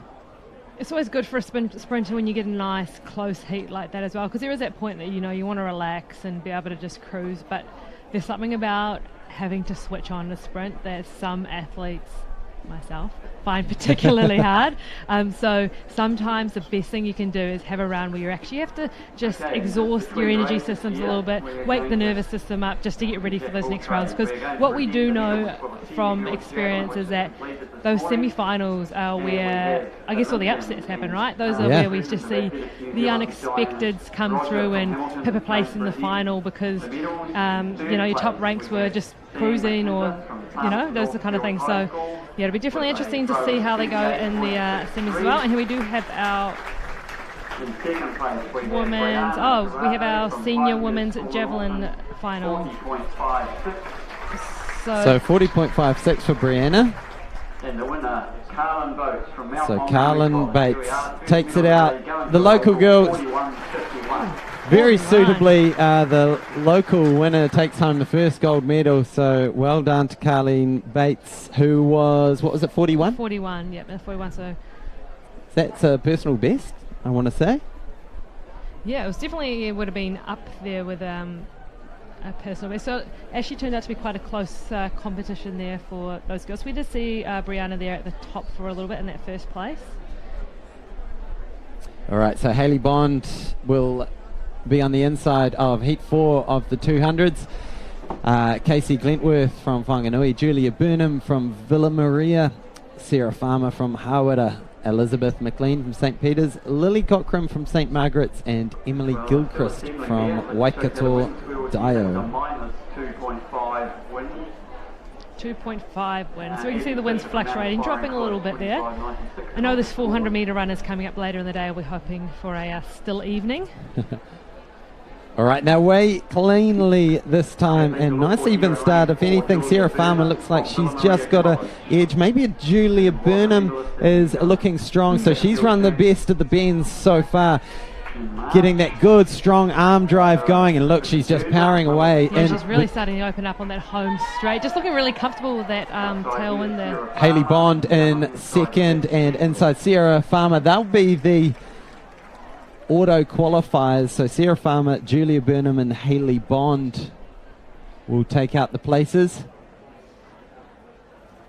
I'll just go through those other times quickly. We had Abby Fisher, 25. Yeah, so Julia is ranked 4th at the moment in our ranking list as well, so she's definitely one to watch out for. She'll be looking for a spot in the final and most definitely be looking for a medal this weekend over the 200 metres. I believe she'll have another couple of rounds to go, a semi and a final as well. So we are taking the top 3 plus the next best 9 in the senior women's 200 metres. Okay, so we're ready for another medal presentation. This is the junior girls hammer throw. All right, heat number 5. We've got Lucy Villannorth of Waikato Dio, Chloe Bell of Maclean's College, Tiana Rusick of Thames, Renee Tears of Whanganui High School, Sonia Hay of St Cuthbert's, Ella Kay of St Mary's, Marguerite Johansson of Bethlehem, and Lily Rayner of Rangiruru College. Yeah, Chloe Bell in lane 2 is our fastest rank in this. 50.17. Well done. This is our junior girls hammer throw. So the hammer throw is down on the far field, on the sort of the warm-up field this weekend, so making a little bit more space on the infield. It's good having a really nice practice field right next to it. We can see it from our commentary booth here. Beautiful spot. I love this ground. I love coming to train here. All right, so we are away in heat number 5. And our lane 1's got a really good start. They're coming through really, really strong. She's actually making up a lot of ground on that top end there. Yeah, so Sonia Hay looking strong as well, and Chloe Bell on the inside, as you say, coming through. But it looks like probably 4 lined up, and pulling away nicely into the straight is Marguerite Johansson. She looks like she'll take honours on the line, and then it's a good lineup for 3rd, 4th, 5th and 6th. That is mighty close. Very close heat there.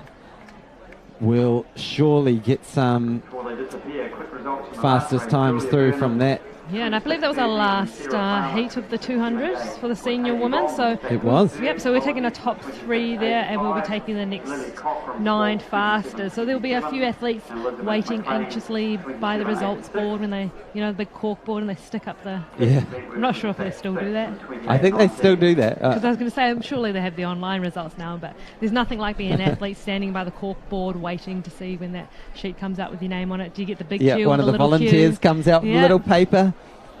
It's one of the best parts of athletics, seeing a big queue next to your name for an auto qualifier.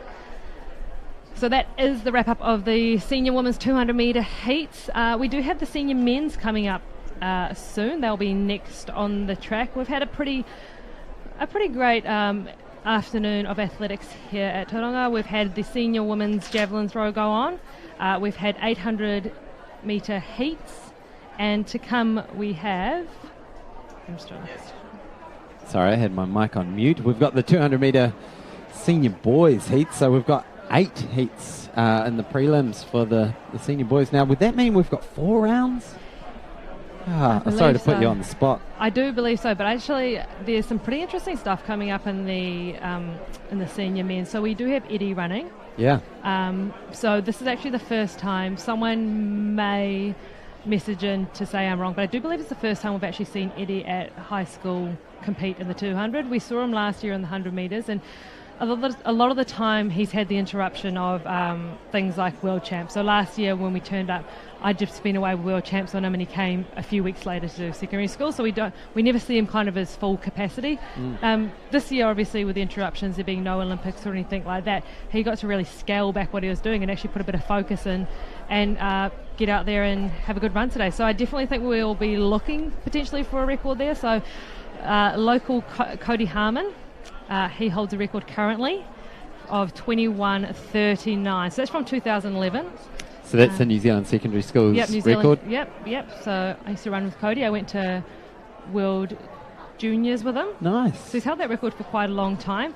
Also to note is, I did have some stats somewhere. Anyway, Zachary Saunders as well. He's quite a good. He is our next fastest 200-metre runner. Yeah, he got 5th last year in this event, so definitely want to be booking another spot in the finals.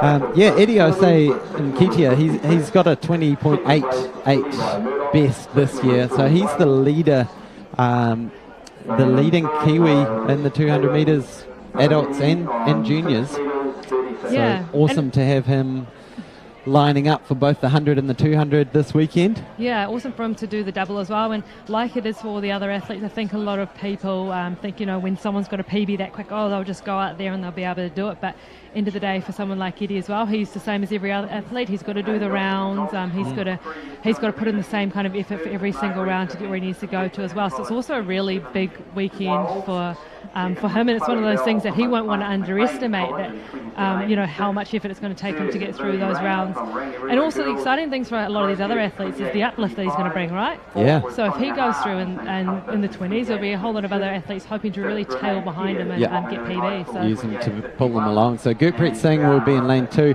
Charlie Mitford in lane 3, Manish Narayan from Kuranui College, Jack Rogers from Christchurch in lane 5, Tyrone Trego from Hutt International Boys in lane 6, Jackson Rogers of Wakatipu in Api Salamo Saikodoka from Timaru Boys in lane 8. So once again, we've got 8 prelims to get through. Your top 3 will be your auto qualifiers for the next round, and then we're looking for the next best 8. So times will expected to be pretty hot because we've got around about an average of about a 2-metre tailwind. Yeah, and the wind's definitely dying. I'm just having a look at, as I said, that the flag's picked up, but generally it comes and goes, right? It comes and goes.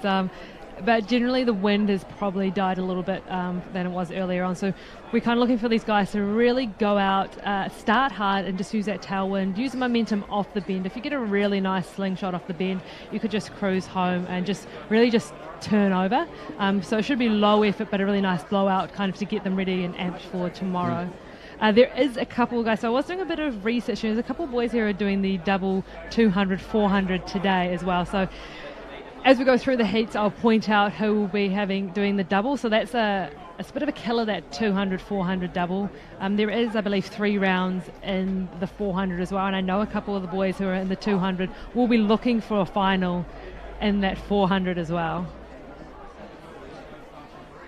Yeah, that's a big weekend when you've got the two longest sprints to. Yeah, so most of our 200-metre runners, especially with our senior boys, are doing either the 100-200 combo or the 200-400 combo. But there's 2 guys doing the 200 and hurdles, long hurdles combo. So big weekend for most of these guys.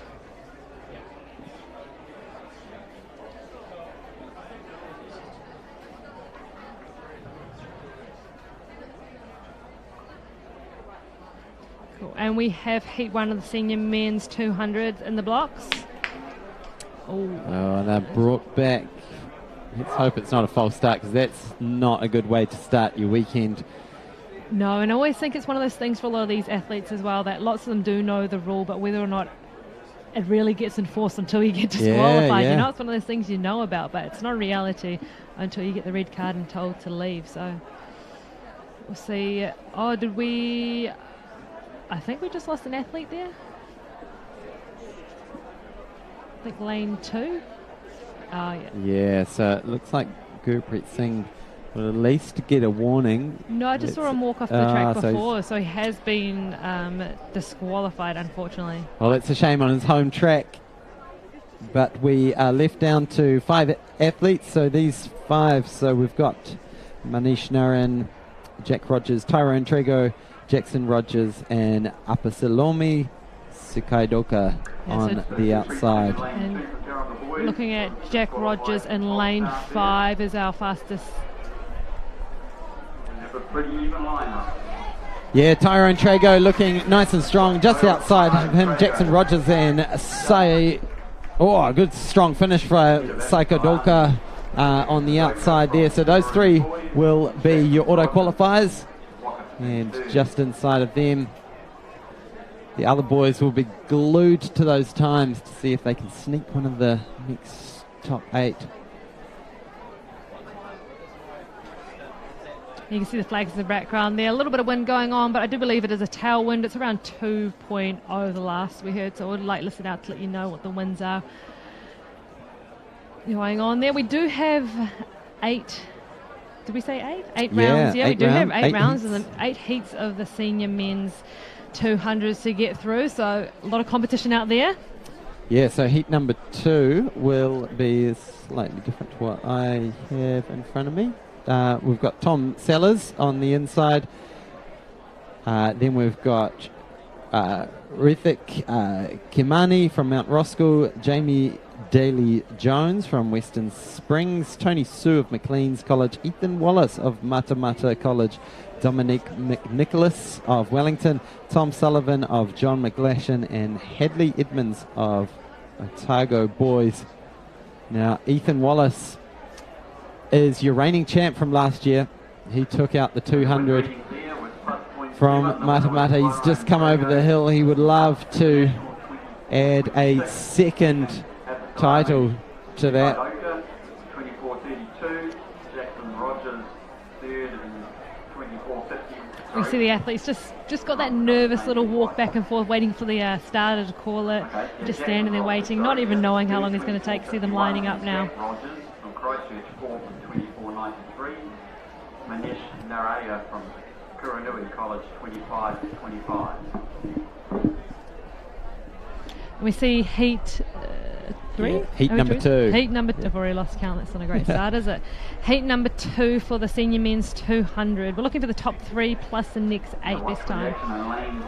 Yeah, so watch lane 5 there, wearing the purple of Matamata. You can see his arms really going for it, driving those legs, getting that good leg speed on the bend, and as he comes off, Ethan Wallace will be in first place, but on the outside, Tom Sullivan looking nice and strong, as is Hadley Edmonds, just chasing through, hoping to get the third of those auto qualifiers. He should just sneak it, but on the inside was also Jamie Daly-Jones, who got very close indeed. So from Western Springs, let's see how that rounds out, but good strong start from Ethan Wallace. What do you think of that 200 from Ethan, Portia? Yeah, it was a pretty solid start. Look how comfortable he looks coming down the home straight. Just that same thing almost we saw from Nadia Evans, where they just find their rhythm and they look like they're jogging. I'm sure they're trying a lot harder than jogging, but there's something amazing about a sprinter when they just find that rhythm and they're just turning. And that's the thing, he's out there kind of putting in the hard work in the first 50 metres so he can really cruise home and just comfortably get into that next round. And I think that's what a lot of these athletes are looking for, right? They're looking for their spot in the next round, knowing that they've got 4 rounds to get through to. I think so. Yeah. So that's a lot of 200s. Big old weekend. Yeah, especially for a 200 metre runner. Yeah. For a sprinter, that's a lot of rounds to get through. Yeah, well, we'll come out of this with 32 that qualify for the next round, so yeah, so I think that needs to go to quarterfinal stage and then semis. We'll get confirmation on that. I should look up the program and double check. But yeah, big weekend for these longer sprint events. So we are at heat 3 of 8 of the senior men's 200 metres. Yeah, so just confirming, tomorrow at 6:20 will be the senior boys quarterfinals in the 200 metres. So that's a big weekend. That's a really quick turnaround as well in terms of recovery for these athletes as well. All right, so here we go. We have Quinn Yeager, Matthew Roger, Tom Sellers, Dylan Powell, Seth Palmer-Rennie, Harrison Bond, Samuel DeRue, and it looks like on the outside Harrison Bond is looking nice and strong, but on the inside having a nice clear run to the finish line is Matthew Roger from Waiarapa College, and finishing nice and strong in the middle of the track there was Dylan Powell, and also Quinn Yeager looked like he picked up probably the 4th place. So a good strong finish there from Matthew Roger. Again, looking nice and comfy, just easing up on the line, knowing that he's got it in the bag. Yeah, everyone looks pretty comfortable. Like, you don't see any arms swishing too much or heads bobbing yet. So we do know these athletes are probably a little bit concerned about the 4 rounds potentially. So they'll be just thinking about conserving a little bit of that energy, but also, like I said, trying to just get out there and fatigue the system a little bit to wake it up for those big rounds that are coming up tomorrow. So heat 4, we've got Seven Mapu of Gisborne, Tex Beattie of Avondale, Blake Parker of Westlake Boys, Kyan Melville of Dilworth, Ahmed Shihata of Palmerston North, Will Chun of Christchurch Boys High, Brody Robinson of Hamilton Boys. Got some speedy boys lining up for yet another fast heat. So a reminder, it is 8 heats in this prelim stage, and we believe that it's going to go to quarterfinals tomorrow, and then semi-finals and finals will be on Sunday. So yeah, it's a big weekend for a lot of these guys. We do have a few of these boys lining up in the 100 as well tomorrow. So Tex in lane 3, Blake in lane 4, and Brody in lane 5. They all have 100-metre rounds to do as well coming up tomorrow. So we can see the athletes there taking their marks, just getting comfortable in the blocks. There's always that one person that takes too long. Talking about you, Blake Parker.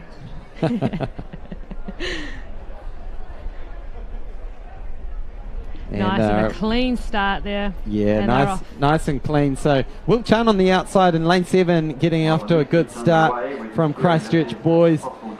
Also on the inside, Tex Beattie is looking nice and strong, as is in 7 Mapu. So it looks like Will Chan is going to pull away for the win, and then just inside 7 Mapu and Tex Beattie will claim the number 2 and 3, get the auto qualifiers on the board. Will Chan, job number 1 done for the weekend. I think we're seeing quite a lot of consistency across these heats as well, the guys coming through. They kind of know about how much effort they need to put in. A lot of these guys, got to remember, would have been running, I guess, with each other over the whole season, so they do know how each other runs. You can see them doing the little look around, just, oh yeah, he's over there, we can slow down. Yeah, it's always quite interesting. And it's really interesting to see how those kind of interactions change as the rounds go on and they get a bit more competitive for spots. All right, heat number 5, we've got Jordan Toy of Tauranga Boys, Edward Osei Nkitia of Scots College, Evan Morgan of Forest View, Thomas Lesky of Rathgill, Quinn Andis of Shirley Boys, Ethan Koldekas of Kapiti College, and Flynn Johnston of Whanganui High School. Yeah, so we have Eddie there in lane 41. So this is our junior boys long jump by the sounds of it. Yeah. So they were just on a little bit early this morning. I saw them jumping with a bit of a nice tailwind going on as well. So well done to all our junior athletes who are out there at the long jump this morning. Well, not really this morning, it was mid-afternoon. Yeah. That's what happens when you start commentating. You forget about time, day. It's almost, they never put clocks in here. Yeah. Yeah. And there is Eddie there lining up. So it'll be interesting to see. Let me just remind you that the National Secondary School record is 21.39. Eddie's PB is, or not his PB, he's actually ranked at 20.88. So this is the first time we've seen Eddie actually feature in this event at National Secondary Schools. Inside of him is Jordan Toy as well. His PB is 23.1 as well, so he'll be really looking to use Eddie to drag him through. Just to get that sub 23 would be awesome. We're looking for the top 3 plus the next 8 fastest in each heat. You see Eddie's got his right arm is strapped, so I believe that'll be from when he broke his arm recently in a bike accident back in October. So he's, in a way, I know you don't run with your arms, but it does make a big effect in terms of the gym work that you can put in. Yeah, and I mean, we did talk about this before when the 800s were going on. I said to you, the worst feeling in the world is running and getting lactic arms. Yeah. So your arms are a really, really important aspect of running, and especially in sprinting, getting a lot of power and coordination, getting out of the blocks, all those types of things. There's so many elements that actually rely on you being able to really use your arms. Right, we saw them reset there. We're not sure what happened there, but they're on the marks again. Yeah, it looks like everyone's still there, so All right, so Jordan Toy on the inside, Edward Osei, Nketia, Evan Morgan, Thomas Lesky, Quinn Andis, Ethan Calder-Cass and Flynn Johnston. A good start there from Eddie, getting those big arms pumping, and already he's got a good lead on the rest of the pack. Leading that pack, Ethan Calder-Cass is looking strong out of Kapiti. Quinn Andis just on the inside of him. Eddie just looks over, has a look around. He's done the first job for the weekend that he needs to do, get through to the next round. And Jordan Toy, just inside of him, will pick up second. And I think it was Flynn Johnson or Ethan Calder-Cass in third place. I just need to double check that. Yeah. But nice and cruisy. Eddie. Yeah, so that was a really great race by Eddie. Just kind of actually everything we expected though, right? There was nothing there that kind of surprised us. We were just expected him to go through the motions, get the blood pumping, just get the nerves. Eddie, just get the nerves down, because this is a really big event for Eddie. You've got to remember that when you're an athlete as well known as him and you have a really good track record, it's actually really hard to go out and compete because you actually feel a lot more pressure. Whereas a lot of these other young guys, we saw Jordan come through there in second. He just looked like he was, out there. He knew that he wasn't going to get in front of Eddie, but he really used it to his advantage. So, yeah, great run by all those guys there. So number 6 of 8, Jaden Baker of Matamata, Adam Kelly of Te Awamutu, Eseri Yuluikadavu of Hamilton Boys, Angus Lever of Palmerston North, Matthew Beeling of St. Patrick's, Joeli Vinakadina of Timaru, and Hayden Vickery of St. Andrew's College.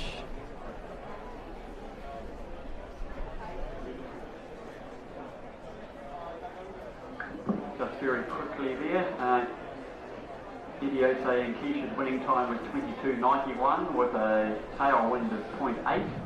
Jordan Toy. So just confirmation, Eddie's time was 22.9 something. We heard over the speakers. So tailwind of nice and quick. I believe he said it was 0.8. I don't want to say it's an 8 tailwind, but I did hear an 8. Yeah, so 0.8 tailwind. So the wind is definitely dropping here, which is great for some of our events coming up this evening, including the 3,000 metres. They want a nice calm evening. Yeah, absolutely. And away cleanly in heat 6 of 8 in the senior boys 200. Good start in the middle there, wearing white. Is that Angus Lever of Palmerston North Boys? I think it is. So good strong technique as he's just blowing, puffing steam down the home straight, moving very well. And on the outside of him is Vinakadina, Joeli Vinakadina, coming through for second place, looking nice and strong as well. But Angus Lever looking really smooth. Yeah, he looked really comfortable coming down there. He's got really, on camera you see, look, he's got really long, lean limbs. Yeah. And he's just really using them down the home straight, just cruising, pulling up a little bit, opening up just a little bit to really stretch that gap out on the home straight. But once he kind of knew he was comfortable, he settled in, which is awesome to see. So another round for him tomorrow in that 200-metre quarterfinal. The marathon of the 200-metre weekend. There's a marathon for those 200-metre runners. I hope they've been doing their endurance training. I know, exactly. It goes back to you need to have some aerobic cardio, and you don't ignore it. Don't ignore it, you sprinters. So heat number 7 of 8 will be Jack Stalker of Central Southland, Henry Palmer of Hamilton Boys, Sam Mitchell of St. Peter's School, Jacob Morehouse of Whanganui High School, Max Brebner of Tauranga Boys, one of the local boys, Charlie Brown of Mount Hutt College, and Liam Wilson of John McGlashan College. So good strong heat this one. Yeah, definitely. We have Jacob Morehouse as well competing in the double 200-400. So 400 heats are at 7 p.m. tonight, and I believe that Liam Wilson's also in the 400 tonight. So big day for those two boys. And do we have a couple of scratchings? I can't see anyone in lane 7 or 8. So Charlie and Liam. Local interest in this race. Max Brebner's on the outside. So no Charlie Brown or Liam Wilson. So just the 5 athletes. So you want to be in that top 3 to go through auto, and it looks to me like Max Brebner has the lead of things at the moment. Henry Palmer on the inside looking strong, and finishing strong also is Jack Stalker. He'll take number 3. Coming through in 4th place is Jacob Morehouse, and Sam Mitchell, from St. Peter's, coming through for 5th. He will be wanting to keep an eye on those 8th spots that are up for grabs for those who miss out on the top 3. Angus Liver's winning time was 23:38 with a 2-metre tailwind. So and heat number 8 of 8, Zachary Saunders will start in lane 2. Sasha Sutherland of Auckland Grammar, Kane DeVries of Hawera, John McLean of St. Peter's, Cameron Mansell of St. Bede's, Benji Ward of Christ College, and Caleb Evans of Palmerston North Boys High School. So Zachary Saunders in lane 2. He's our second rank behind Eddie at 22.02. He's also actually in the 300 hurdles. And he's got wheels on him because he did run a sub 11. I think he opened his season opener with a 10.95, although he's not competing in the 100 this week. And he's got this weekend. 22.02 from last season. That's his best. Puts him 14th in New Zealand overall, including the men. So it's an amazing result from a 17-year-old. Yeah. Recently, take that. Exactly. Recently started training with him, or we started training with him, so hence why I know a lot about it. He's definitely having a big focus on the hurdles this weekend. Have yet to have beaten him in the hurdles. Really? Yeah, we had a few races over 300. It's just that last hurdle. He's so quick. Do they have the same height as you, though? In the juniors? Good. No, he's in the seniors. Yeah. I think, he might have been one up, but anyway, lane 2. It'd be a good battle. Okay, So keep an eye on lane 2. Portia Bing's training partner in the light blue, and we've got a false start there. This is not the way you want to start your weekend. You sort of spend all year dreaming, imagining what Nationals is going to be like, and then you don't want to start off. Was that Zachary on the inside? I couldn't see anyone on the outside. I gotta say, Cameron Mantle wins my award for best haircut of the competition so far. I'm loving the fro. It's beautiful. I tried my whole high school career to have hair like his. Never worked. Perm? Yeah. Maybe that's my problem. Should have got a perm. All right, we have a yellow card, so no one's been removed from the race. It's just a general warning to the whole field. Just calm those nerves down, boys. I know you've been waiting all year long, but now we are going and we want nice, clean starts. All right, so heat number 8 of 8. This is the final heat. Top 3 go through. Next 8 faster, so you want them to be moving quick. Oh, there was a long hold. Hopefully they get a yellow with this one as well, because that was a long time to sit in your blocks. And there's nothing worse than being a sprinter and having to be there. And I'm just trying to see who. So it may have been Cameron Mantle. A little bit more weight on the hair maybe just pulled him forward. Maybe the wind just caught it. Well, it looks like they've all got a yellow card again, so there's something going on down there that we're obviously not fully across. And we're away finally. Clean start, third time lucky. So nice and even start. If anything, it looks like Benji Ward might just have the edge, but also Zachary Saunders running a very good tight bend on the inside. He's going to come out in the lead. Zachary Saunders standing up tall, using that tailwind to blow him to the finish. And look at this battle for second and third and fourth. It's going to be super tight on the line. Wow, good racing from everyone there once we finally got away. It was a very exciting race for second and third. We'll have to get a replay, but Zachary Saunders looking nice and comfy. You're obviously doing well as a training hack, Portia, to pull him along through some workouts. I mean, like, if I could keep up with him, I would probably just become a 200-metre sprinter. I'd throw the hurdles in. But, great run by Zach there. I think he really understands what he needs to do this weekend. He's got a big focus on the 300 hurdles. Like, he has improved significantly in such a short amount of time. So I'm really excited. Really excited to see him in that today. And I think it was always a bit of a toss-up for him what he was going to compete in. Because, like I said, multi-talented athlete, very quick in the 100. I think like a 10.95. I might not be factually accurate, but I know it was a sub 11 this year. Got a great time in the 2 and a 300-metre hurdler. So all-rounder. Not a decathlete, but an all-rounder. All-round sprinter. All right, so that rounds off the action in the 200s. Next up on the track will be the 3000s, and we're going to kick into that in a few minutes' time. And I'm hoping that we'll be able to bring in our old friend Jason Cameron, who is a very well performed New Zealand representative in the cross country back in the 90s. Won't age him too much. So I think we're going to take a little break, and we will be back at 3:25. Yeah, so we'll be back to pick up the senior boys Javelin and also the 3K in about 25 minutes. So we'll see you back here shortly. Thanks for tuning into this great coverage from Sky Sport Next. My name is Hayden Sherman. With me is Portia Bing. We will see you all shortly.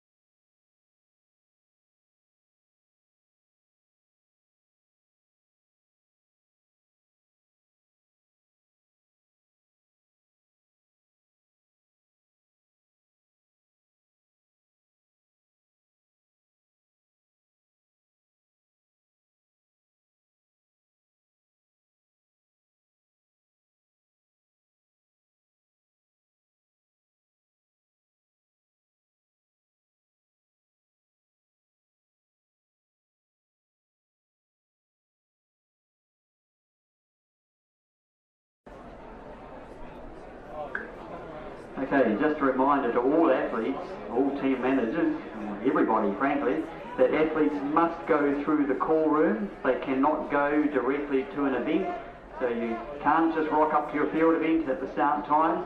You must have gone to the call room first. Now for those field events, for most of them it's 45 minutes beforehand. The track events it's 25 minutes. So you need to look at the start time of your event and work backwards from that.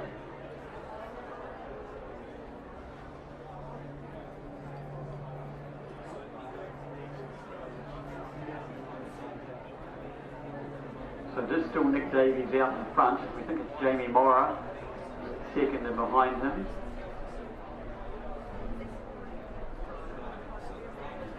And I think that's Scott Manning. No, maybe not.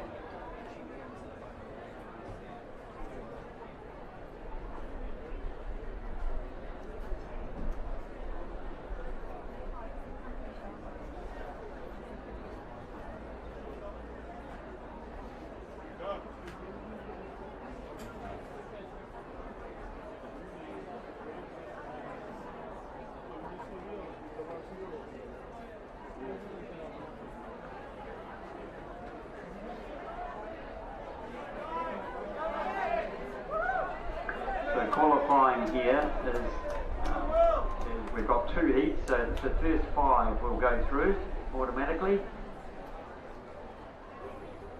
So Guy Lee's there, who's in the black, who's in 5th. He's in the final qualifying position there at the moment.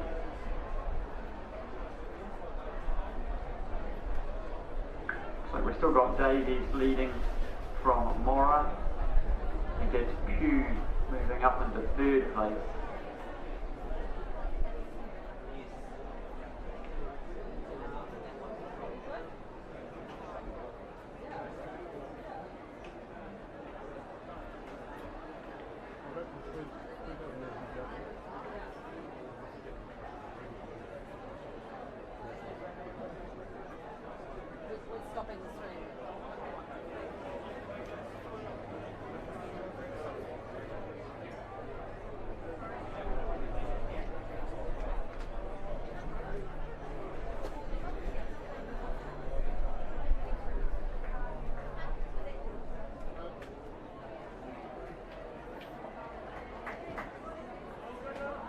Come down here, we have Nick Davies from Westlake leading from Jamie Morra from Auckland Grammar School. And 3rd we've got Ian Pugh from Bethlehem College, and 4th Scott Manning.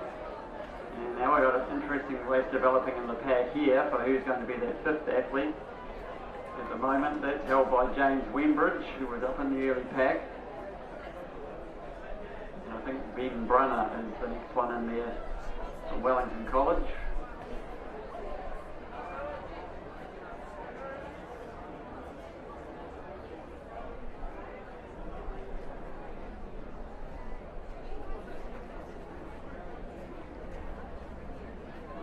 Boys up front are putting a little more heat into it now.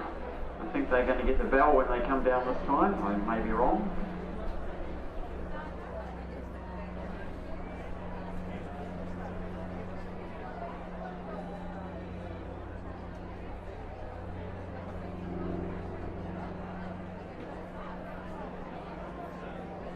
Yes, they have in fact changed that to 1 lap to go. So we get the bell here. Nick Davies is going to come through around about 8 minutes 40. Leading from Jamie Morra, 3rd Ian Pugh, 4th Scott Manning. James Wembridge in 5th, just edging away a little bit. Jacob Kilmeister from Kapiti College. And Ben Brunner from Wellington College. So those 3 boys are going to be fighting out the automatic qualifying spot. Meanwhile our leaders, you think they're racing in the fire, and all the way they're going. Hit the 200 metres to go at around 9 minutes 18. So they'll be pretty close to 10 minutes, a little under when they get here.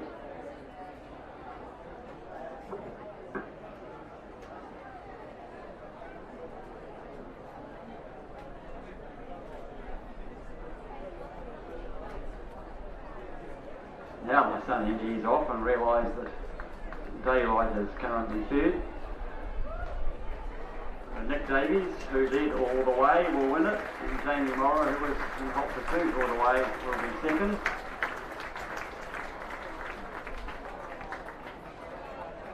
Third will be Ian Pugh, make the Tauranga people happy, and fourth Scott Manning.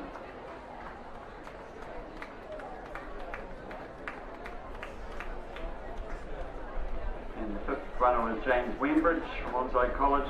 He will be an automatic qualifier.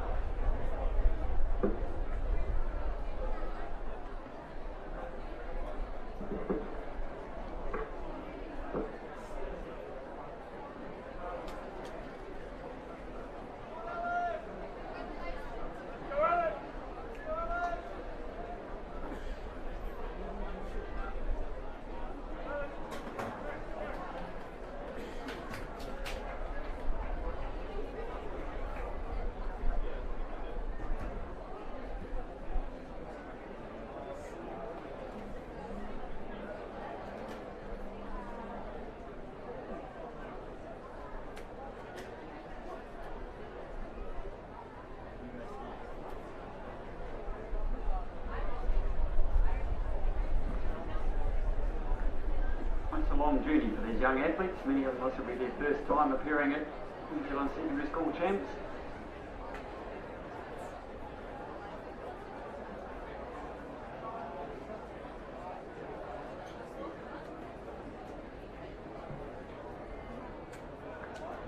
Nick Davies' time was 9:54.45.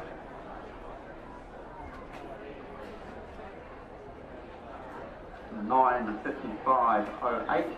So Jamie Morrow from Auckland Grammar in second. Ian Pugh from Bethlehem College, 10:02.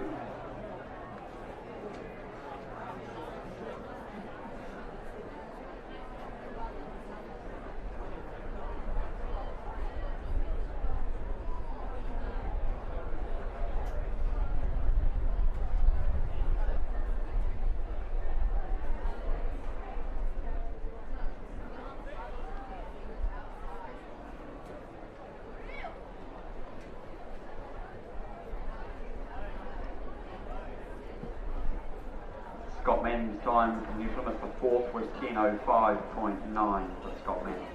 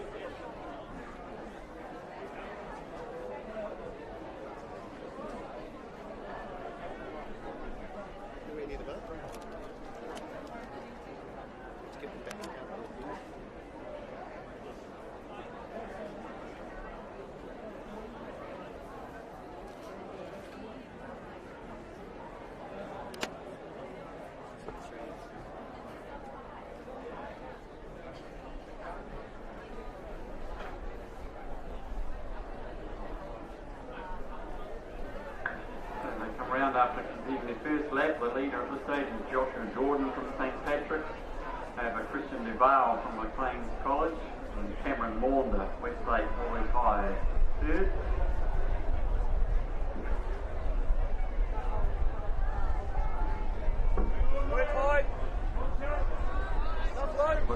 By Pi Wynyard in fourth, just ahead of Elliot Pugh, whose brother was in the previous heat, coming fifth.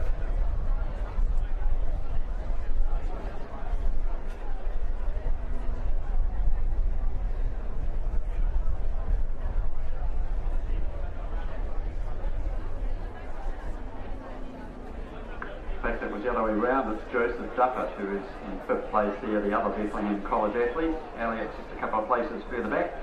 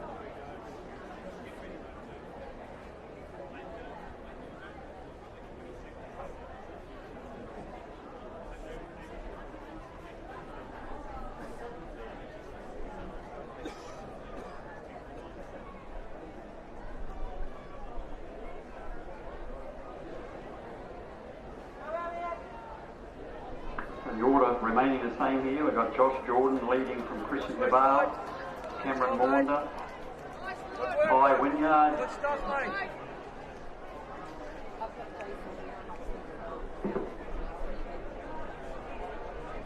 then Finland Bailey ahead of Elliot Pugh, and it appears the other Bethlehem athlete has dropped out. That would help me.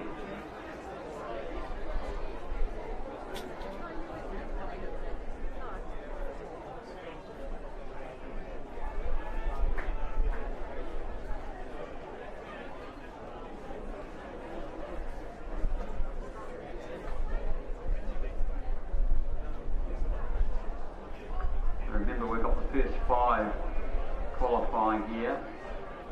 I've got a bit of a gap between those 5 and the next group, who will have to rely on being in the quicker times.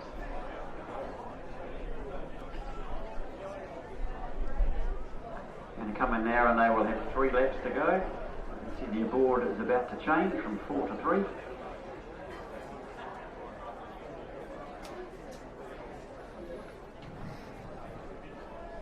Well, kia ora and welcome everyone. It's great to have you tuned into the SkysportNext coverage here on YouTube, where we are at the New Zealand Secondary Schools 2020 Track and Field Champs. My name is Hayden Sherman. With me here in the comments booth is Jason Cameron, a well-performed distance runner and now a coach out of Rotorua. And we have in front of us the junior boys 3,000 metres. This is the prelims. We've got 2 heats of that. Up next, we're going to be bringing the coverage of the 3 heats of the senior boys 3,000 metres. So 48 guys are going to be lining up to try and book themselves a spot in the final. Then you can see later on tonight, we've got the 3,000 metre senior girls final and also the 400 heat senior girls, senior boys. Also, on the field there, you can see kind of middle of your screen, the Javelin boys are getting warmed up, and I can see some Javelins just flying through the sky as they do their practice runs. They're throwing into quite a stiff headwind. It should help to provide a little bit of extra flight, but certainly make running down that runway a little bit more challenging. So Jason Cameron, good to have you in studio here. How are you? It's great to be in Tauranga for this 48th New Zealand Secondary Schools Champs, and what a beautiful afternoon it is, and that's certainly been pretty hot for the athletes. Nice and warm. Perfect summer conditions, really. A little breeze, but that helps to keep us commentators up in the booth nice and cool, so I'm not complaining about that. And yourself, Jason, you're an athlete in this event. I don't want to age you too much, but 90s. My first New Zealand Secondary Schools was way back in 1986, actually, in There we Dunedin. go. Ran the road race. Didn't want to say 80s. Yeah, it seems like a very long time ago, but I was hugely excited about going to that as a young 14-year-old from Burnside High School in Christchurch, and getting amongst it down there, and enjoyed my time so much. I sort of stuck with the sport and went to a few more after that too. Yeah, did you what? And so to give people a bit of a background on yourself, probably more of a cross-country man? Yeah, strangely enough, I was just thinking on the way over this afternoon, I sort of started off with the road race, and I do remember a couple of years later I was in the 800 metre senior boys final in Christchurch, so I did mix it up, but I ended up being more of a distance runner. Enjoyed the track, but cross-country was probably my favourite. So as you can see, the junior boys there coming through to get the bell. They've got 2 heats to get through, and heat is probably the appropriate word, because it's going to be warm doing multiple rounds of these distance events, and to give you an idea of the offerings for the distance runners, as well as the 3K and obviously the 1500 and the 800 on the track. We've also got the road races. So Sunday morning at 8 a.m. the junior girls and junior boys kick off with a 4K road race. And then we've also got a 3K road race for the year 9s, and a 4K for the senior girls, and a 6K for the senior boys. So a lot of options to choose from, and I would say 2/3 of these distance athletes are probably lining up two different events to tackle. Yeah, I think some are sort of keeping their options open at this stage, so trying to get through into a final on the track, and then if you're running sort of the 1500 metres or the 3000 metres with another card up your sleeve in terms of the road race. And did manage to go round that course last week with a group from Tauranga here, coached by Craig Kirkwood and some of our runners from Rotorua, and it's a nice little course down on the ocean front there. So just down Otomoto? Otomoto, yeah. So it is that infamous circuit where Hayden Wild ran his 13:26, I think it was. Yeah, so it's nice and flat, smooth running, a little bit exposed to the wind, but I think the kids are just going to love running around there on Sunday morning, nice and early. Yeah, and they should get some really nice conditions. I was out walking up the mount this morning actually, and it was beautiful early morning, nice and still and sunny. And I'm sure we'll have this sort of weather all weekend long. The forecast is looking pretty good. That's a good throw, looking out around the 50 metre mark. Now we're going to dig out some start lists for this, if I can track them down, for the senior boys javelin, and this is a final, so we'll be handing out some more bling. We've got 8 athletes lining up in this one. No, 28, sorry. 28 lining up in the senior boys. Now, if you wanted to tune into the pole vault earlier today, just confirmation that we had a gear malfunction, so some of the equipment needed repair, so that's being postponed hopefully to tomorrow, so we'll keep you up to date with progress on that.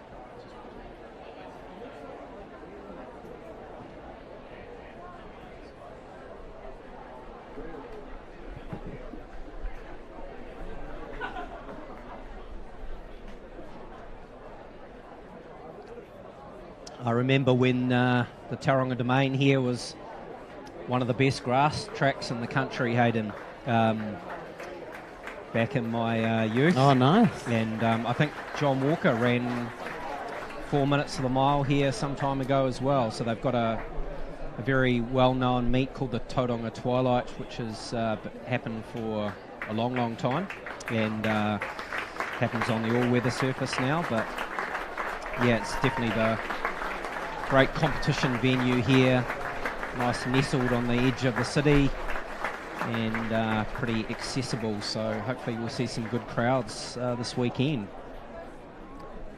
So yeah, the javelin throws just going through their final warm-up throws. So no measurements being taken at the moment, just letting the athletes get a feel for this track that's seen a lot of history. And it's often a favourite holiday training ground for a lot of people who come here for the summer holidays and make sure they get their sessions done on this track. I can remember many scorching hot summer's afternoons running around the track here in Tauranga.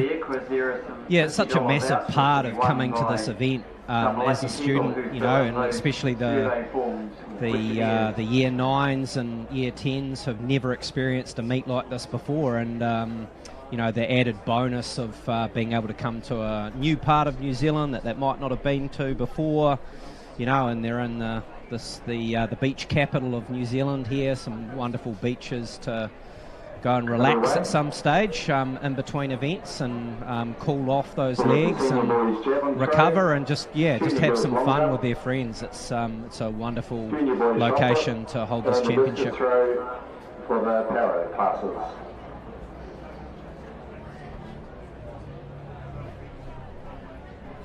So there we've got the start list on screen for the senior boys 3,000 metres.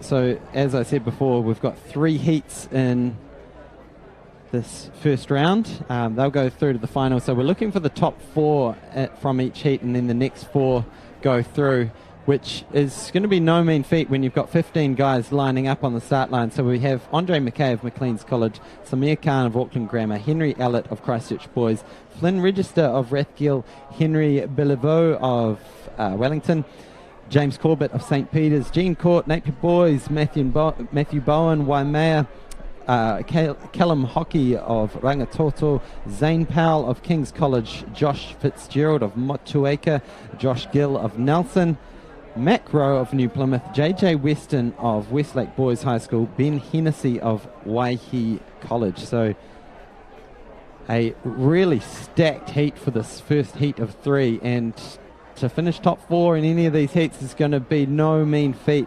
So expect the pace to be on. And Zane Powell is your reigning national junior champion. That was back in March. He edged out Will Anthony and Charles Hazlitt to win the under-18 title. But also from last year's event in Wellington, Zane Powell also took out the win. So he'll definitely be hoping that he can add to what's been a fantastic 12 months really for this boy out of King's College.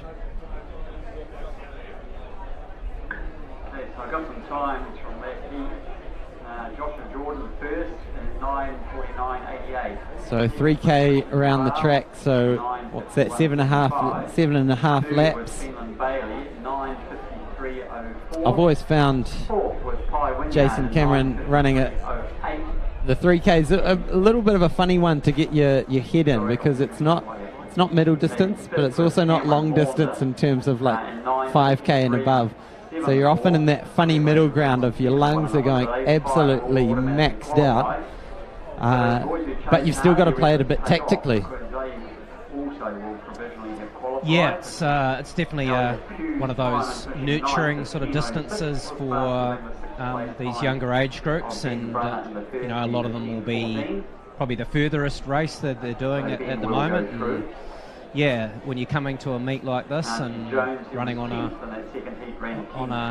big big arena like this, it's getting out there and getting a feel for the track in the early rounds, and sizing up some of your other competitors, and trying to get through to the final. So, and just trying to run to the conditions, and it is a little bit windy out there at the moment, so you want to make sure you conserve energy in the first half of the race and see if you can come through.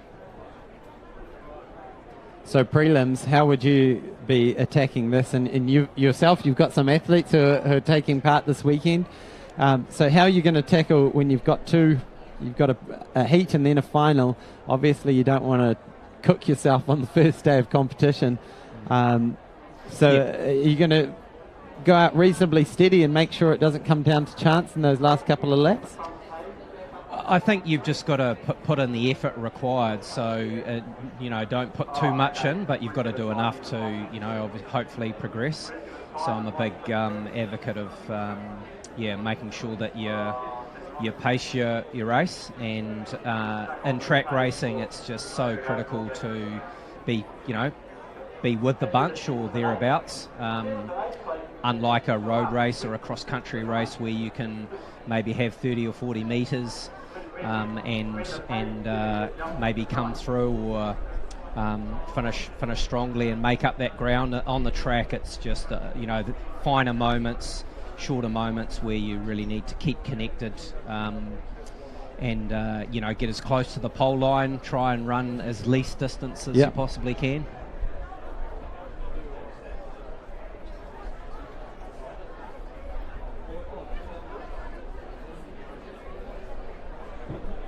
Before we have a little pause here, a reminder that we do still have the set of Toyota keys that were found over by the pole vault. So I can run through the start list of the senior boys javelin throw. They're throwing the 700 gram implement, as you see on screen. I think that's Quinn Motley, is it? Our numbers are just slightly out from what they're wearing. But I can tell you that Ethan Walker from Tyree College is lining up. Toby Robb, Caleb Sola, Campbell Robb, Harsh Kansada, Neil Clancy, Angus Lever, Isaac Cheto, Jonathan Skeets, Tama Bartlett, Corbin Laban Palmer. So we see the first throw there from Quinn Motley. Viviani Lasaga, Hunter Fink, Daniel Shaw, Alfie Baker, Hendrik Joubert, Hamish Cameron, Quinn Motley, Alida Spotha, Joel Taylor, Max Turua, Travis Bartlett, Quinn Anders, Matthew Tefaiti, Jamin Miller, Taylor Singer, Josh Woodhead, Callum Stewart. So 28 athletes lining up for the senior boys javelin. And I was saying to Portia Bing earlier today, Jason, that just so good to see the depth in these field events, especially like right across the board in New Zealand athletics right now. Seniors and high school ranks, it's just so fantastic to see numbers. Yeah, and I think that's the great thing about the New Zealand Secondary Schools Athletics Champs is that you get these students who come from a wide range of sports and disciplines, backgrounds. So you got your rugby players and you got your hockey players here, the tennis players. They all come to this meet and from a diverse range of backgrounds, and they compete for their schools. They try a lot of different things, and that's what it's all about at this age, is actually getting out there and not specialising too young. So Joel Taylor with a good first up throw. That might have been actually out there near his personal best or his seed throw of around 40 metres. He's coming in with a best of 42.13.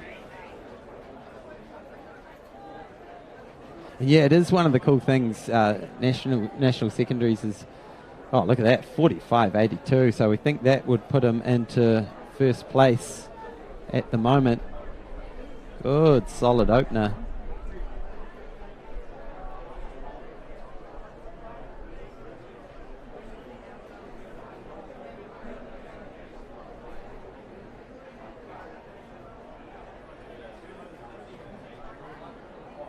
Yeah, I bumped into one of the Auckland coaches out the back just a couple of minutes ago, and she said, just isn't it just awesome to actually be able to have a big meet like this, So true.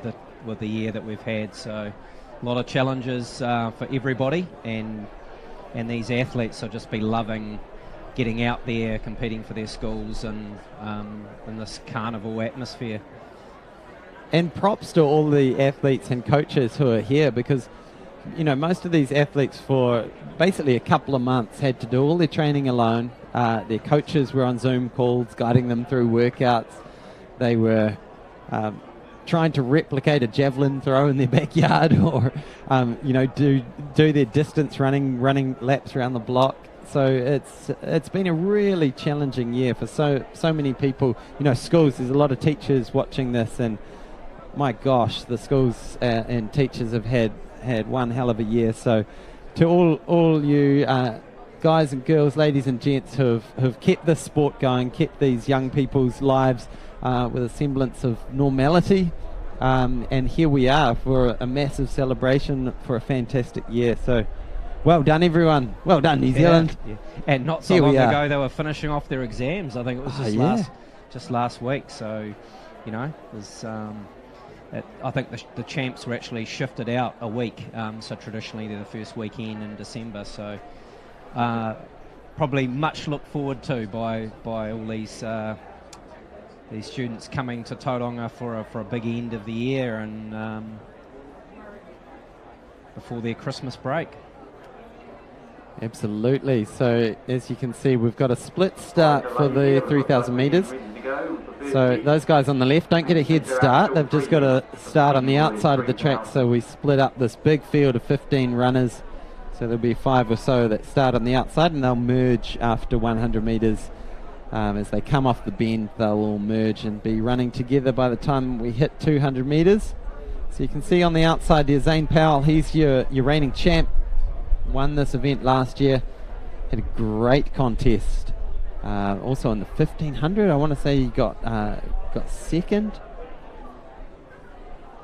Just double check that before I...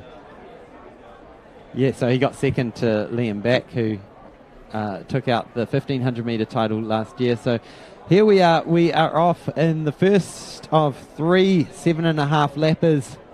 Let's see how this one unfolds. It looks like this pack anyway is not off to a particularly frantic start, just sort of checking each other out, and in fact more than happy just to jog it in, as we see Macro from Taranaki, New Plymouth boys just on the outside, just taking it nice and easy, and around him Ben Hennessy, James Corbett down on the inside on the pole line, coached by Craig Kirkwood from Tauranga. No one really wanting to lead. Yeah, so there's definitely no rush, and there's so many ways that a 3,000 metre can unfold. I've seen kicks happen, in the second lap, and someone will drop a sub-60 lap and really open it right up, and you've also seen really slow races that only get going in the last lap. So this is one of the beauties of distance running. Us distance geeks love this stuff, as we sort of just all look around and see who's going to do what. So 1:17, 1:18 with one lap in. It's not massively fast. Most of these boys will be capable of running in the low 9s, if not well under 9 minutes, which means you'll be rolling off laps at 72 seconds. So this should be within range of pretty much all of the guys in this field, just to sit in and let JJ Weston break the wind for them as they come into the home straight for the second time. If anything, maybe just stretching out a little bit with Macro, opening up a little bit of a gap there to second. Zane Powell's just shouldering a couple of guys as he moves up onto Max's shoulder. From King's College, who is just moving up there to about 4th position. He is the reigning champion. He won the title in Wellington last year. He was also second in the 1500 metres last year. So still JJ Weston leading things out. Let's get a split at this 200, see if it's slowed down or picked up. So what was it, 1:17, 1:18? JJ Weston leading from So pretty similar, maybe a slight increase for that lap, but it's definitely, the pace is definitely not hot. And this is one of the dangers when you go early in the 3 heats, is that you don't have this benefit of seeing what times the guys before you ran, and knowing that a lot of these guys could solo a low 9 3K and just book themselves an auto qualifier. So yeah, it'll be interesting to see how this plays out as we come up to 1K, and they're going to go through in 3:11 for the leader. So it's about 9:30 pace, and as you can see, it's just stringing out a little bit more. So the pace is obviously just lifting up a little bit. JJ Weston doing a good job of not burning any matches, but just keeping the pace honest enough to burn off the back, as Mac Rowe decides, yep, I'm keen for a turn at the front and make sure that I can book myself a place in that final. Good powerful approach with the Javelin. That was a good throw, getting out towards the 60-meter mark.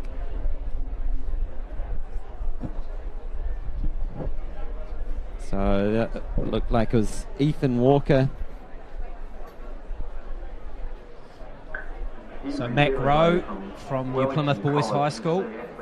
He's a cross-country runner as well, so he's had some good performances previously in the New Zealand cross-country champs. Remember being in the top 10 in Timaru last year, so going along well. And this is the great thing about the schools champs, is that these athletes, they get to experiment a bit with their racing tactics, and you know, might see a bit of bravery here at some stage, Hayden, with someone who's going to set out and try and break up this pack, because only the first 4 will get through from this heat in terms of automatic qualifiers. So it's a big bunch at the moment. There must be 10-11 there.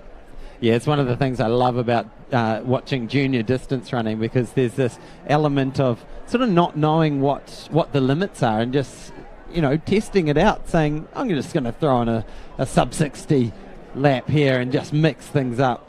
Whereas often you don't see that in the senior ranks, where people just play their cards a bit closer to the chest. So JJ Weston takes his turn on the front. It's almost like these two have been paid under the table to do the pacemaking duties. So Weston has gone to the front again.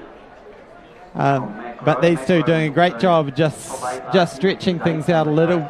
That pace is definitely just creeping up nicely. And we saw earlier Ethan Walker over in the Javelin getting the Javelin out to 58.94, which puts him well in the lead, and that's out close to his best. No, I'm actually looking at his senior implement titles, but he was your champ from last year. He's also ranked number 3 in the senior ranks as well, so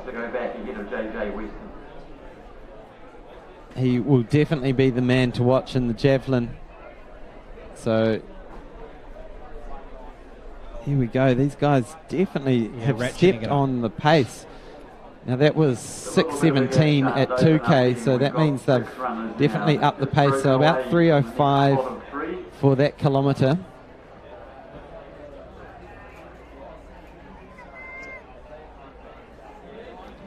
And breaking up to a group of 6. So a reminder, top 4 go through automatically, and then it's the top 4 fastest. So even if I'm in that pack, I still want to say, guys, I'm willing to take a turn on the front and make sure we go through a good quick time, because the closer you can get to that 9-minute mark, the more chance you've got of shutting out the guys later in the competition. So these 6 men are leading it out. JJ Weston back on the front, just on his shoulder is the champ from last year.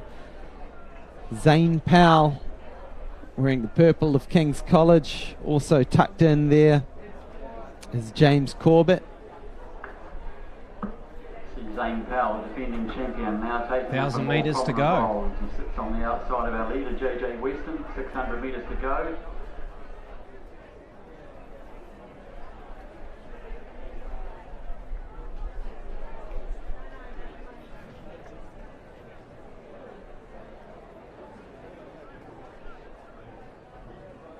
There's got to be something said for bringing a few extra safety pins with you when you come to come to a meet. Keep that number glued to your chest. Henry Bellevue is running a fantastic race, though. He's in number 1081. And they have 1 lap to go, so let's take a look at that. They went through in about 8:02 with one lap to go. Let's see what it kicks down, because only 4 of these guys will go through automatically. JJ Weston's just coming up on the inside. He says, come on guys, let's keep this honest. 4 of us will get through, but I want to make sure it's a quick time. I got it right, that's Henry Bellevue from Wellington College.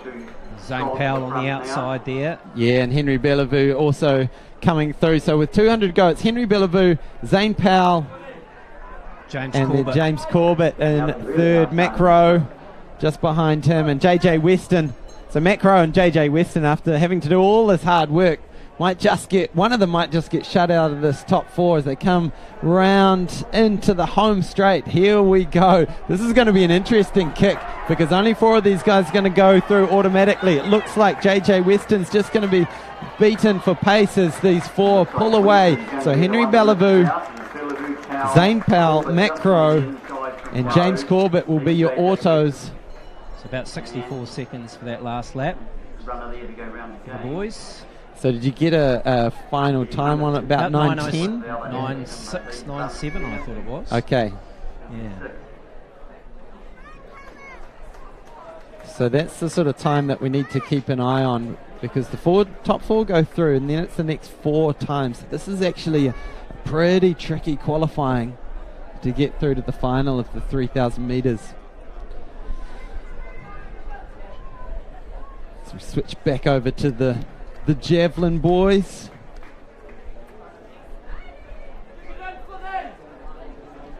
So is this Tama Bartlett from Wairarapa? So just to bring you up to speed, Jason, the numbers that we have in front of us are slightly out from the numbers that we have on the bibs. So if we seem unsure on the names, it's because we have a 10.51 for Tama, and as you can see, he's at 10.53 on his bib. So it might also be Travis Bartlett, which I'm assuming is a brother or a cousin.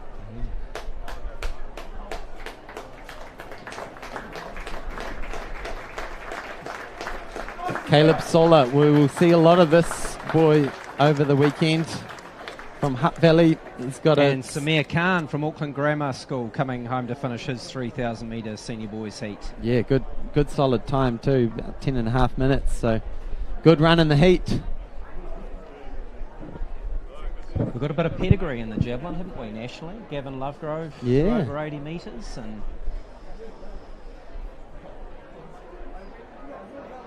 yeah, my little record book says back in 1996, 88.2 metres.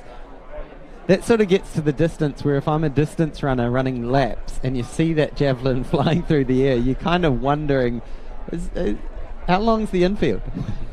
I remember going to the Robin Tate many years ago when that meet used to feature a world-class javelin field, and they used to position a bullseye of balloons out around that 85, 88 metre mark, and you'd see the javelins flying through the air, and some of them would pop the balloon, and if it was a pop balloon, you knew it was a fair load of cash. Yeah, wow. In terms of prize money being... we had a world record there, actually. Jan Zalesny broke the world record back in the 90s there, I think.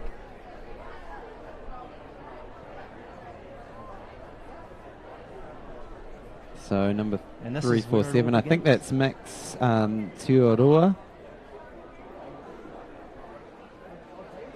So we're coming up to heat 2 of 3 heats in the 3,000 metre senior boys prelims. top four will go through the next top four times. So we've got Max Janzik, Ben Bideau, Ayub Said, Sam Idians, Finbar Chesney, Tram O'Callaghan, Alex Wyeth, Thomas Anderson, Yako Tohaya, Jeremy Wallace, Ash Kazi, Angus Munro, Christian Cumming, and Toby Tasker. Another good, strong approach. Loving the energy these boys are putting into this javelin. And they are off in the 3K. So they saw the heat before, which won in about 9:06, 9:07. The next fastest outside the top four probably came through in about 9:13, 9:14. So that's sort of the mark that is on the board at the moment. Some well-performed boys in this list, and some also medalists from previous editions of the event. It's looking very tactical at the moment, Hayden. Just seeing where everyone is and just getting adjusted to the track. Jeremy Wallace is the early leader there. Many of these athletes will have only arrived in the city last night and be their first time on the track, so just it's a great way to in the heats just to ease out your legs. And it's a big move coming down the outside here. Might be Sam Idians from Christ College. He's got himself up to about 6th, I think.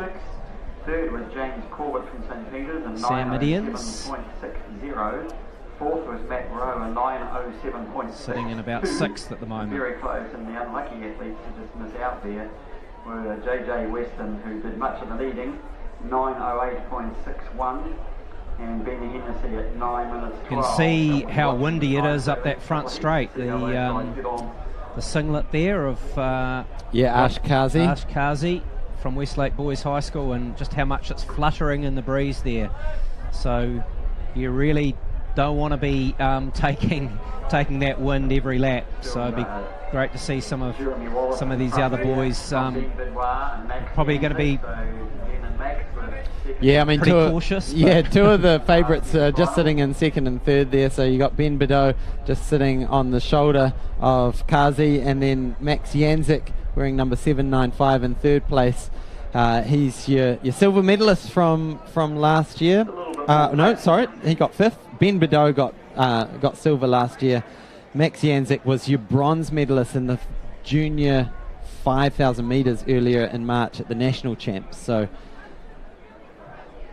the quality in these fields is absolutely incredible, and to make the top four is a really no mean feat at all. So good on Ash Kazi, just getting out and decided, okay, I'm going to run at the front, control this race, make sure that I'm not within Kui when the heat really goes on. But yeah, as you say, coming around that top bend, you just hit the teeth of that westerly.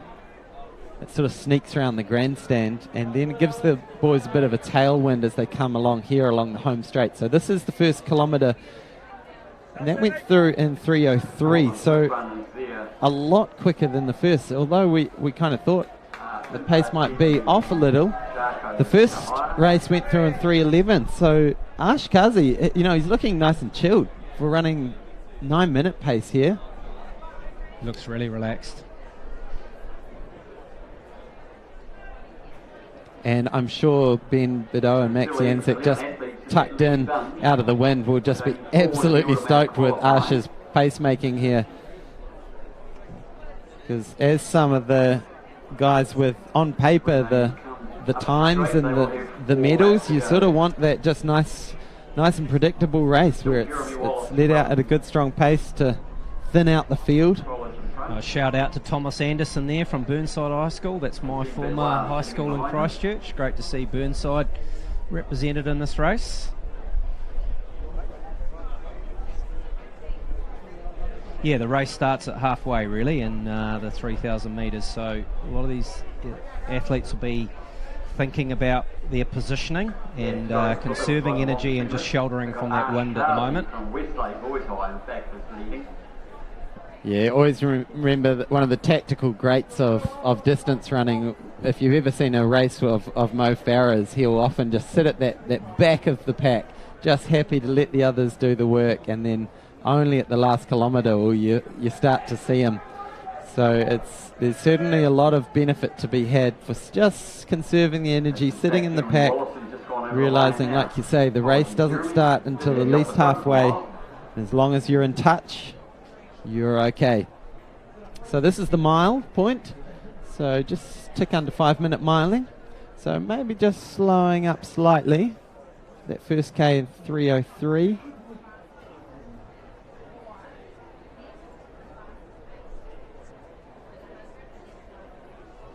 And still, like we saw in the first heat with JJ and Mac having to do all the pace duties, it's all been left to Ash Kazi. Now with 3 laps to go. And now Ben Bidot just going up onto the shoulder of Ash.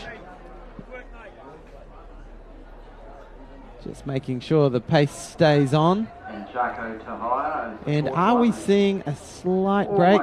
Certainly this pack has just filtered down to 10 athletes, but potentially the back 3 are also just losing contact at the moment. Yeah, Angus Munro from Glendowie College, he's the 6th runner there, 7th runner. So he's just hanging in there. He's got to be focused on staying in contact with that bunch. Yeah, and Christian Cumming from Taumaranui leading that chase pack, but they're just losing contact. So they've gone through the 1K in about 6:06. So that pace of just 3:03 per K, 1:12, 1:13 per lap has just stayed on. And Ash has been finally overtaken. Someone else has decided they are willing to take the pace-making duties for a little while. So as Max Janzik comes through from St. Kevin's College. And this pack of 7 boys. So remember, only the top 4 will go through automatically. So that's the important thing. The other 4 places will be based on time. So even if you're not in that top 4, you need to hang on to this pack as long as possible. Let them pull you through for a good, solid time. So Ash Kazi there just got slightly checked by Jaco Tahaya there. So you've got to stay on your feet as well. And I've seen a lot of runners in the past in these races fall to the track. So you've got to keep an eye on what's happening around you. So good to see Ash still on his feet there, and he's heading back to the front. Yeah, often in the middle distance races, you come home from a weekend like this with scratches all over your calves and your shins from the other spikes around you. It's a bit of a brutal sport, really. Yeah, I think in Nick Willis's both his medal-winning runs, he's come back with a fair few grazes and along the shins there. It doesn't matter what level you're running at. So this pack of 4 are just separating themselves from the bunch as Ash takes over duties again to pull this pack through nice and quick, and they're going to go take the bell at 7:54. So that sets them up for a very good time. Let's see if these boys can dip below 9 minutes. But it looks like this 4 have definitely separated. We have Jaco Tahaya, Ben Bidot, Max Janzik, and Ash Kazi. And Ash is looking good. He's done a lot of work. Nice smooth runner out of Westlake. That great stable of distance runners. Whatever they're doing up at Westlake, they're producing some fantastic distance runners. So shout out to all the Westlake crew. There's about 50 junior runners in that distance squad, I heard this afternoon. So but there's a lot of keenness and passion for the sport, which is great. And Ash has just made a little mini break there, maybe a metre, just pulling slightly ahead. It looks like. Yeah, he just wants to make sure that there's no one going to be kicking from behind. And there's some good, strong finishes coming from behind there. I'll try and pick up It's Angus Munro from Glendowie College. He's chasing down, currently in 5th spot. Trying to get as far up the track as he can. So, rightly so, Ash Kazi will come through and win this race in 9:06. So not a blistering fast lap, but who did have a blistering fast lap was the man you just mentioned, Angus Munro, who looks like he should have one of the fastest non-auto times. But great run there from Ash. Really set up the the race to come through for a good solid time. He knew the splits, and I think this is really smart running. He knew the split from the race before of the time that he'd need to run. Like 9:09 should guarantee me a place. In the end, he was able to win the heat, but just set it up for everyone else to come through for a good, solid time, and it really lays out the cards for the boys coming up. What can you do? Can you go better than that and nab those other 4 auto qualifiers? So we've got one more heat in the 3,000 metre senior boys, and we also have the senior boys javelin going on, so we're going to keep tabs on that as well. And Cooper Killick from St Andrews on 14 metres 10. So Anya Dunlop Brown, you have left your phone at the toilet. I believe that is either Campbell Rob or Toby Rob. I'm not too sure. I'll try and see. I think it's Toby. Anya Dunlop Brown. We've got Toby there wearing 839. Over there by the 200 metres start. So coming in with a seed throw of around 51 metres. As they get ready to go to the next heat, athlete to be watching out for here is number 718, Will Anthony from Scots out College, of who was St Paul's. in the final last year. He comes down the runway of the javelin, throwing himself at it and getting good flight, and I think it's just gone out of bounds, just drifting over to the left of the field. No, just inside. Good marshalling there from one of our officials, being right on the scene to spot where that landed, and it was millimetres in it. All right, here's heat number 3. We've got Benjamin Reid from Taumarunui, Jasper Ortfield from Wellington, Charlie Hazlitt from Cashmere High School, Sam Hayes from Auckland Grammar, Luke Clements from Mount Albert Grammar, Andrew Carr from Hamilton Boys, Logan Marshall from Maclean's, Liam Dooley from Whakatane, Alex Brackenberry from St Peter's, Ocean Falloon Cavender from Burnside, Aidan Makara from Southland, Toby Saxby from Westlake Boys, Benjamin Rickaby from Elam Christian, and Will Anthony from Scots College. We just keep mentioning some incredibly quick runners, so it just really reinforces how tough these 3,000 metre heats are to progress. I wouldn't want to be out there trying to mix it with these boys. Well, it's really hot still out there, and there is a bit of wind, and you know, they've got their final tomorrow at 12:30 p.m, which is well under a day away. So, you know, it's a tough schedule for this 3,000 metres, and great stuff. These boys are giving it their all, and we've seen some fine running so far. So we mentioned a couple of names. Will Anthony, he's your silver medalist from the national champs earlier in March for the 3,000 metres under 18. He was also third at this event 1 year ago in those windy conditions in Wellington. And also Charlie Hazlitt, he picked up third place at the national 3,000 metre champs under 18 earlier this year. So we've got a bit of a break on the field. One man's decided I'm going to get after it and run a good quick time. So Benjamin Rickaby, good plan. I like this. Run bold, run from the front. We saw that a bit in the 800 metres heats this morning as well. A couple of guys going off the front and being bold, and, you know, you've got nothing to lose. Yeah. I mean, if you're like me and you don't trust your kick, when you compare it to a lot of these boys with incredible wheels, running hard from the front is a very good plan, just to set it up. You know the time you need to run. Just ease out a few of those nerves too, because I mean, for many of these athletes, you know, this is their biggest competition for the year, and they may not have raced for a couple of weeks. So just stretching out the lungs a bit in the first couple of laps can just settle the nerves and get yourself in the groove. So Sam Hayes is taking up the work from Auckland Grammar.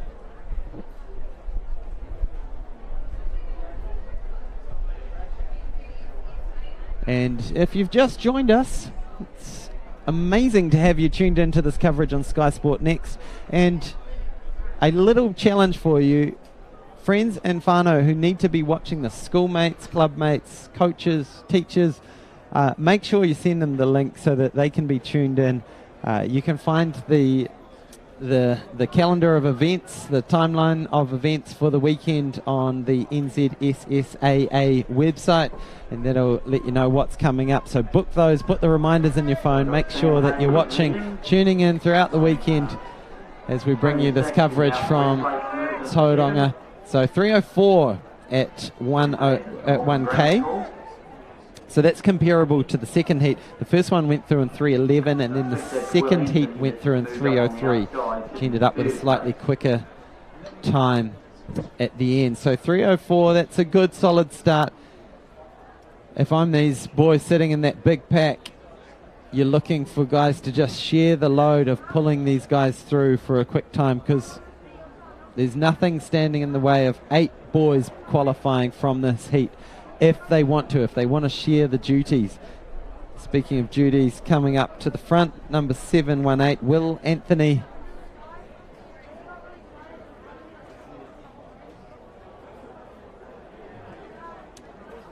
And just a no throw there in Javelin as we skip back to another change in the lead. Sam Hayes back on the front, pulling the train along. Toby Saxby just tucked in behind another Westlake Boys performer, wearing the swan of Westlake Boys. We've got a current records being broken by Zach Yappin from Rangiora, 31.61. Mikael Pepe from Marlborough has broken a record also, 35.33.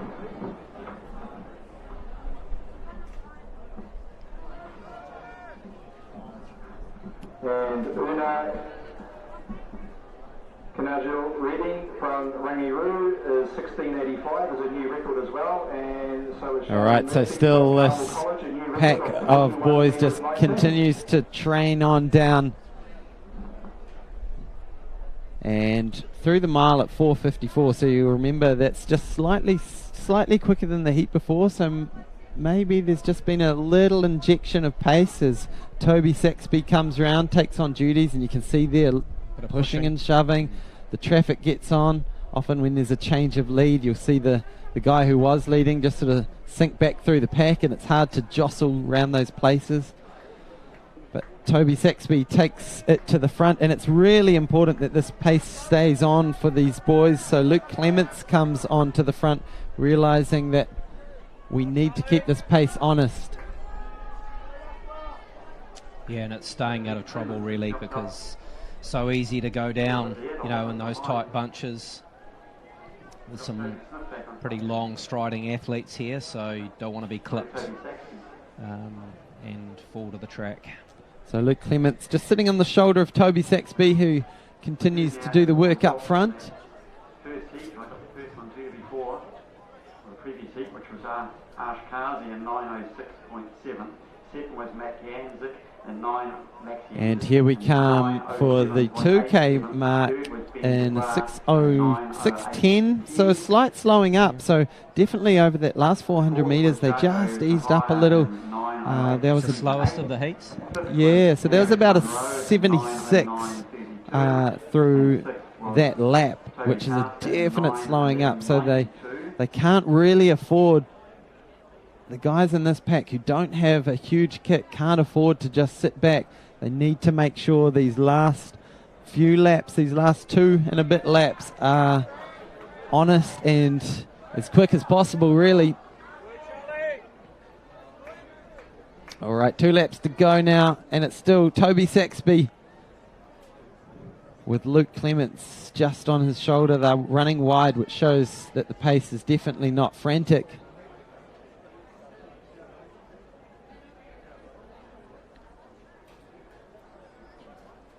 Jasper Ortfield with loving his hairdo with the purple on top. From Rose Hill College. So please report to the it's all about expressing yourself. Yeah. So your merchant pack. Well, I wonder if that sort of haircut's allowed in normal school hours at Wellington College.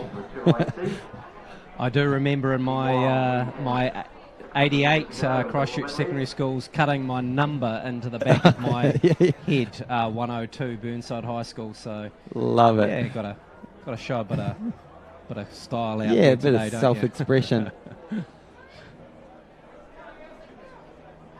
I'm sure Jasper's teachers are shaking their heads right now. Or nodding in approval. One or the other. Okay, here we go. Last lap, and we're going through in 8 minutes on the dot. So these boys need to throw it down because we've seen the other two heats go through in sort of 9:06, and what was the other one? About 9:10. So these guys going through at 8 minutes. Let's see if they can throw down around about a 65. Would guarantee you a spot in the final if you're not already in that top four. But that leading pack is being whittled down to a pack of 7 with one athlete just dropping off the back. The two leaders up the front led by Will Anthony pulling away at the moment. So Will Anthony, bronze last year, silver at the National Junior Champs earlier this year. Still leading well, big boys, finish as he coming comes from Luke Clements up into second. Yeah, so great run, and good to see Toby Saxby still up there as well. And big finish here from number 29, Sam Hayes, getting back in the action. So good, strong finish. That will, I want to say, almost guarantee him a place in the final. So good guts and determination, and that's what we want to see. Did a lot of the leading early on, so back to the Javelin boys.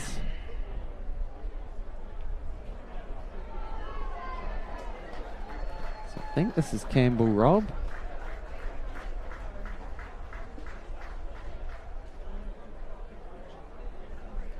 Getting out around to the mid-40s.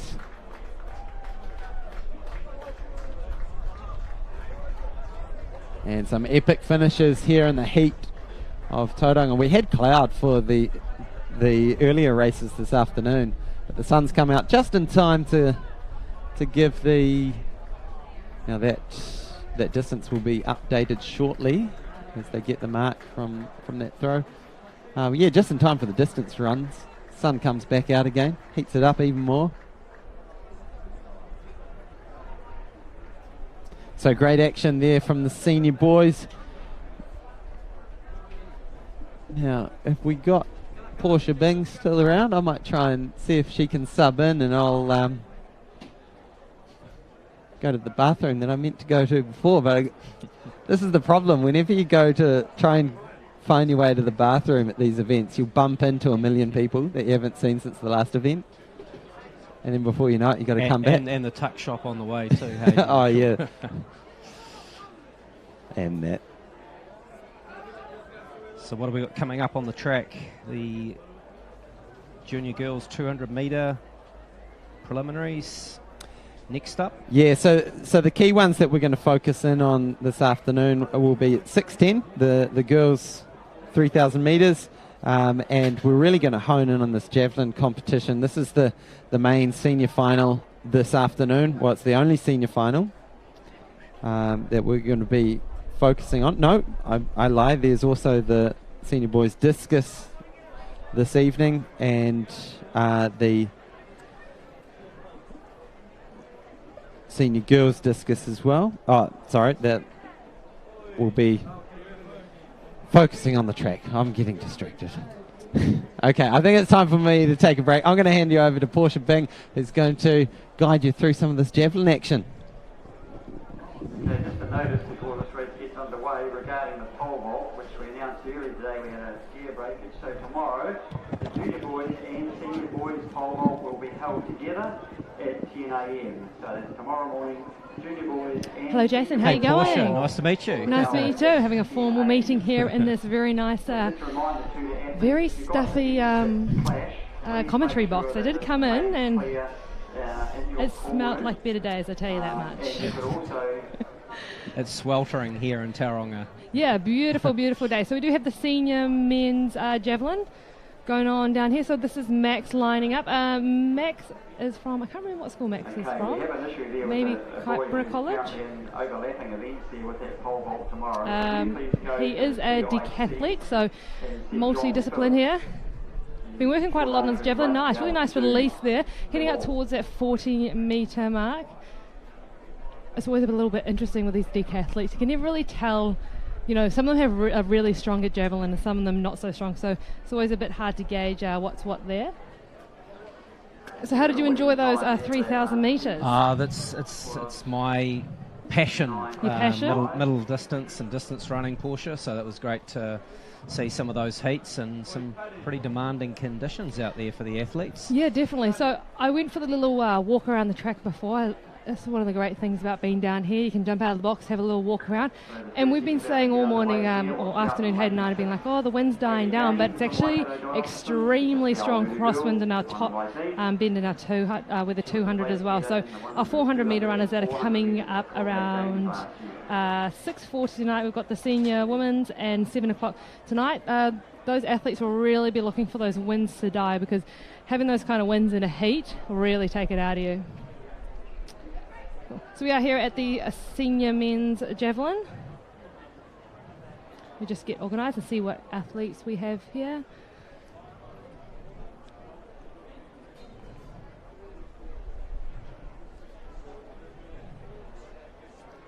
Cool, there we go. That is a program for the afternoon. So we have had the 3,000 senior boys final. Preliminaries. Preliminaries, yeah, okay. So we have an error there on the screen, but we've had the 3 heats.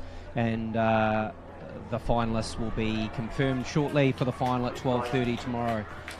It's pretty demanding for those athletes, double rounds in the 3,000. We've got the senior girls 3,000 metre final coming up, which is scheduled for 6:10 tonight. Awesome. So hopefully by then the conditions will cool down maybe a little bit of a lower wind. A lot of those distance runners do really enjoy that late night running. I know that the 9 to 5s, which is held at Bays. I think the 3,000 or 5,000s are held at like 10 o'clock at night. Next Friday. Yeah, and it's held really late at night as well, just because those conditions are actually ideal, aren't they, for long distance runners, which as a kind of sprint hurdler, the last thing I want to do at 10 o'clock at night is get out there and have to run the track. Mm-hmm. So intrigued about this javelin field, Portia. So a lot of these boys doing this event, would they, there'd be, you mentioned a decathlete before, but they'd be coming from a number of different backgrounds, wouldn't they, in terms of their sporting endeavours? So we've got... so we have Isaac lining up here from Auckland Grammar. He's got a seeding mark of 48.25. So just running through the list, I'm having a look. And a lot of these guys are kind of in that 45 mid-mark. And third was Will Anthony from Scotland. Yeah, so you see him going out there. That'll be around, I'm guessing, probably the 40-metre mark. So even though that's actually quite a good example, that one there. So even though the javelin itself went outside the line, because the point of it landed inside, it is a throw there. So, yeah, I think the thing to remember with javelin, especially for a lot of these school-age boys, is that there will be a massive mixture of some of them that are actually really into their careers in javelin. They've got a lot of training, they're very technical, and there will be ones who have just been introduced to it in the last couple of years. So we have a really big range of, I guess, of skill at the javelin, but it's definitely very technical based. So I was saying to Hayden before, the smallest thing out, if you don't throw through the point, the tip of the javelin, you will lose a lot of distance. It'll fly awkwardly, it will go out of bounds, and all those types of things. A nice compact action there. Yeah, so we'll see if hopefully we'll get the green. Yep, nice. Got the green flag there. We have...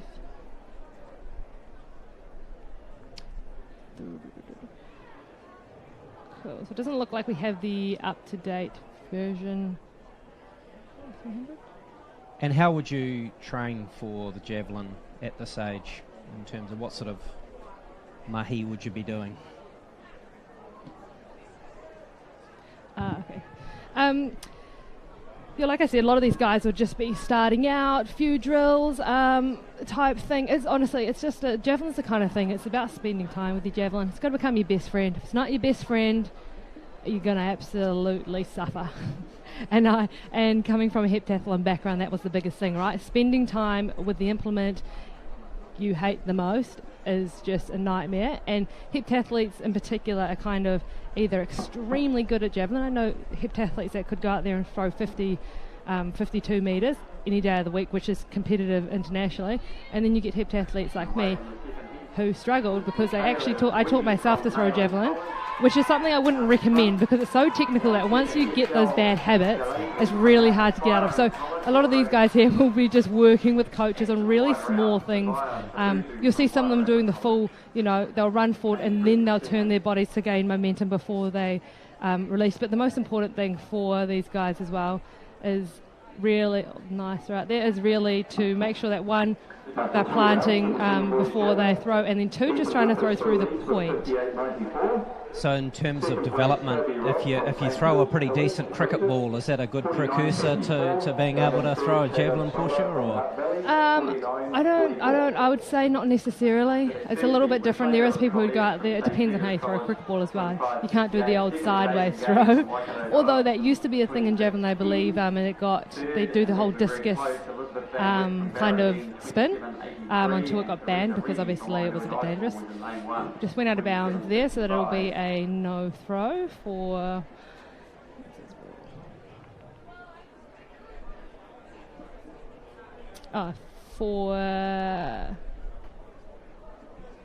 Jamin Miller from Otago Boys High. He's got a PB of 40 metres flat, so he'll be really hoping to really start to push towards that mid-40s mark.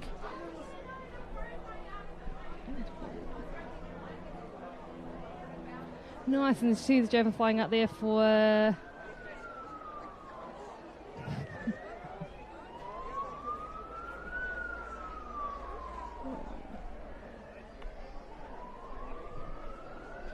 I believe Josh Wood here. So he's got a PB of 37.85. So that'll be looking... I suspect that'll be pretty close. That is if it is Josh Wood here from Hastings Boys High School. I just didn't catch the shirt there. So we'll wait to see what the results came up there on the board. This is a great event for a lot of these athletes to actually pull it out of the bag as well and get PBs. 37.22 as I see. So yeah, really up there. Very, very close to that personal best there. So a big win here to Maya Columbus from St Andrews College.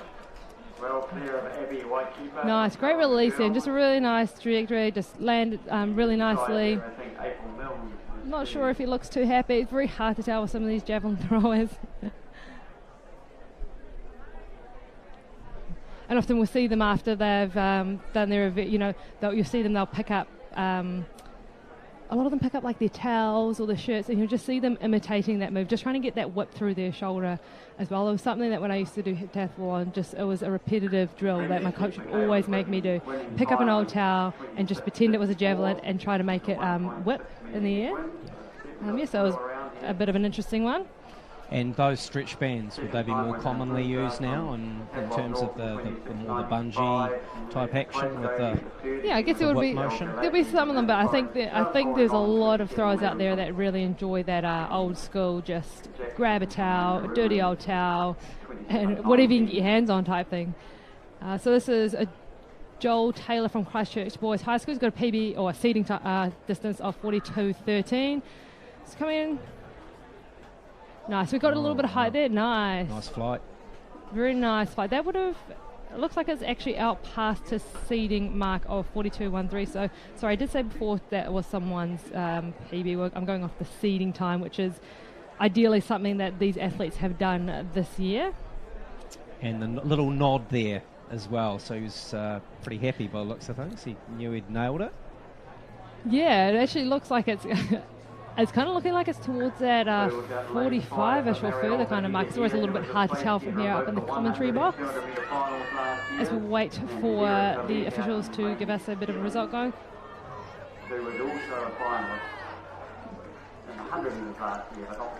So I came from the era of Joanne Henry, who was a heptathlete in Christchurch and Canterbury in the 90s. I think she threw the javelin out a fair distance. So what was your personal best as a heptathlete? I think my personal best was around the 42, maybe 43 mark. It was definitely my Achilles heel, the old javelin. It actually injured my Achilles heel as well, so that wasn't, it was not my favourite event. Like I said, I did start off, I just got a javelin and started throwing it at the paddock at home, and I was like, it makes for a great story, you taught yourself javelin, but in hindsight, it doesn't teach you the best habits, and like I said, javelin is extremely technical, so it's something that you do need someone to be looking over, explaining all the little points. It's not just the run-ups, the way you hold the javelin, it's the way that your fingers are placed in it, it's understanding how the javelin actually flies. It's an extremely technical event.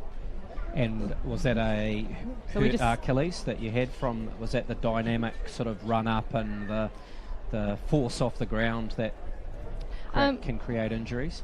Yeah, I mean, I was doing heptathlon, so the reality is it probably came from anywhere, who knows. But it definitely was one of those things. It was just the run-in, the stopping, the throwing. And like I said, if your technique's not fully there, you can easily get injuries. So this is Hunter. Is this Hunter, I think, from St. Patrick's? No, it is not. Sorry, my apologies. Okay, so out wide here we've got Bella Willis in lane 6, Hutt Valley College. Wide is still Rachel Ronsworth from Waikato Austin. Inside them is Georgia Williams from St Andrews College.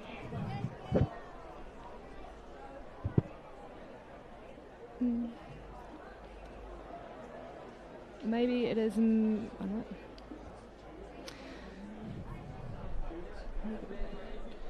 All right, sorry, apologies about that. We do not know who this athlete is, but that was a great throw right out towards the 50-metre mark.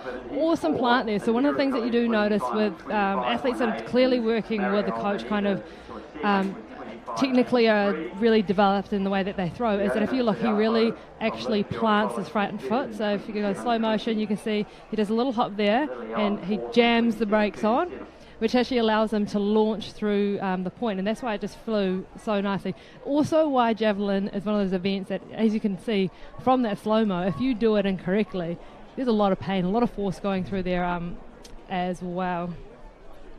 So you'd be doing a lot of gym work as well, in terms of squatting and lunging and that sort of stuff? Yeah, I can imagine a lot of these guys would be doing 46.63.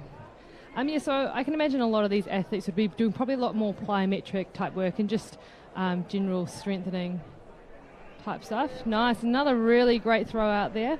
And the 50, I've got the times here with Bella Willis, 27.06 into a 1.2 headwind.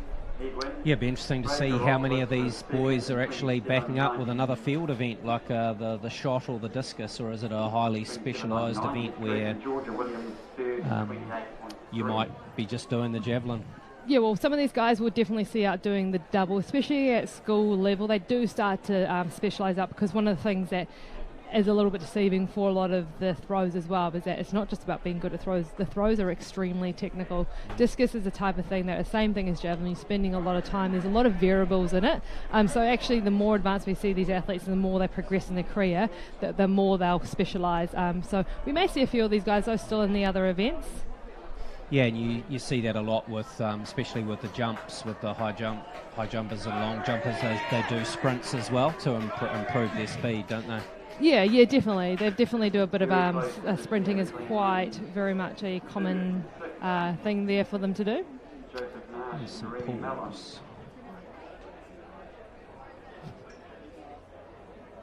There he is. Toby Robb. Campbell. Second seeding. Oh no, Toby Robb. Oh yeah, Toby Robb for second seeding of 51 metres, and we have is this Wogan? No, Shirley Boys High. With the athletes from Shirley Boys High, which is Quinn. He has a 41.12.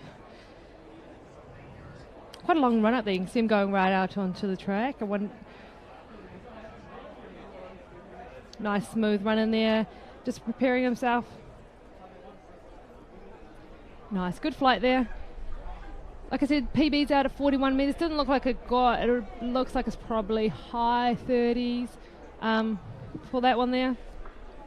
Actually lane 7, even later too. But Javelin's one of those events though as well, as I was saying this to Hayden a bit earlier, it's like as soon as the athlete actually hits the point, and if they can just nail one, they can really get away on the field. They can improve by 5 metres, 2 metres, which is actually a significant amount as well. And especially at this level with the athletes where they're really learning and trying to understand, you know, all the different things. All they've got to do is just nail one. So it's kind of anyone's game for this event. Cool, Yes. so this is our number 1 seed, Ethan Walker, I believe. Yep, his 59.74, so definitely one to watch out for. You can see he's got the Javelin boots on, the old high, one high, one low. That's ways to protect the ankles. Interestingly enough, I think that most of the brands only do them right-handed for a right-handed thrower. Between Dylan Calder and back George Clark. Nice, you see really strong crossovers there. Huge throw way out towards the 60 metre mark. Probably not quite the 60 metre mark, but definitely around, I'd say, the 55 plus mark. Doesn't look too phased about it. But you can see quite a big difference in terms of technique. You can see that he was really, really strong in those crossover steps that he was doing. He was very precise in them and just very certain. Used them to actually gain momentum. And when he planted, he just really launched straight through and following through. Just willing that with his mental strength as well at the end. I love it how they just urge that javelin that's on at the last moment as well. Oh yeah, definitely. One of the greatest things about some of the javelin throwers as well is that when they actually launch it through and their bodies go flying as well. Yeah, I was saying to Hayden earlier, Portia, one of the most exciting javelin competitions I ever saw was at the Robin Tate Classic. 54. So sorry, that was 54.89 for Ethan Walker. So I do believe he'll possibly be in first place at the moment.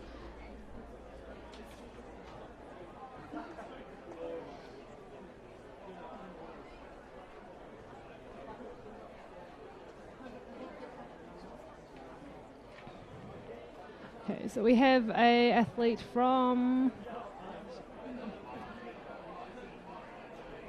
Just trying to have a look at the singlet there. Oh, nice throw! Beautiful throw there. It really, I feel like he just really got it through the point. It just looked really nice. It just whipped it. Just had a really quick arm. It didn't come in particularly strong, which was quite interesting. It looked a little bit passive, but once it went flying, it really nice angle there.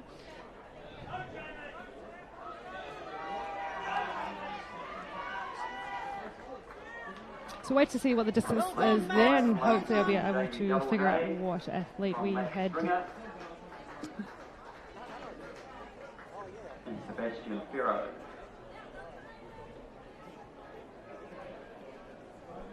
44.39.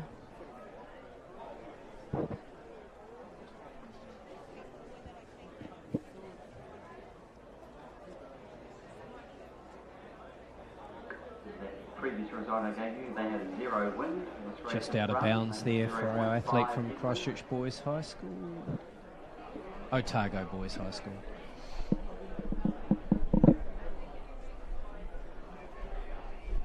Taylor Singer from Otago. Oh no, sorry, that's not Otago. Hopefully by the end of the weekend I'll know every school singlet off by heart. This looks like, is this Auckland Grammar? This might be Indeed. Isaac from Auckland Grammar. 1620, yeah. I'm going to have a Sam Duck say it is Isaac from Auckland Grammar. Nice. Really nice throw out there over the 40 metre mark. Looks like he's got a little bit of a javelin elbow. Oh, no throw there. He got the red flag. I believe he probably stepped over the line. I was too busy watching it live to concentrate what he was doing at that end. Not sure if he intentionally or unintentionally stepped over the line there. So sometimes we actually see these athletes as well. They just know themselves when they've done something wrong, they step over the line. Being a heptathlete, I'll always take the points. Even if it's 20 metres, you always kind of just go for it and take them. But some of these actual, if it's your event, sometimes you don't want that mark. You'd rather not have the 20 metre mark. You'd rather have a no throw. All right, so we have athlete.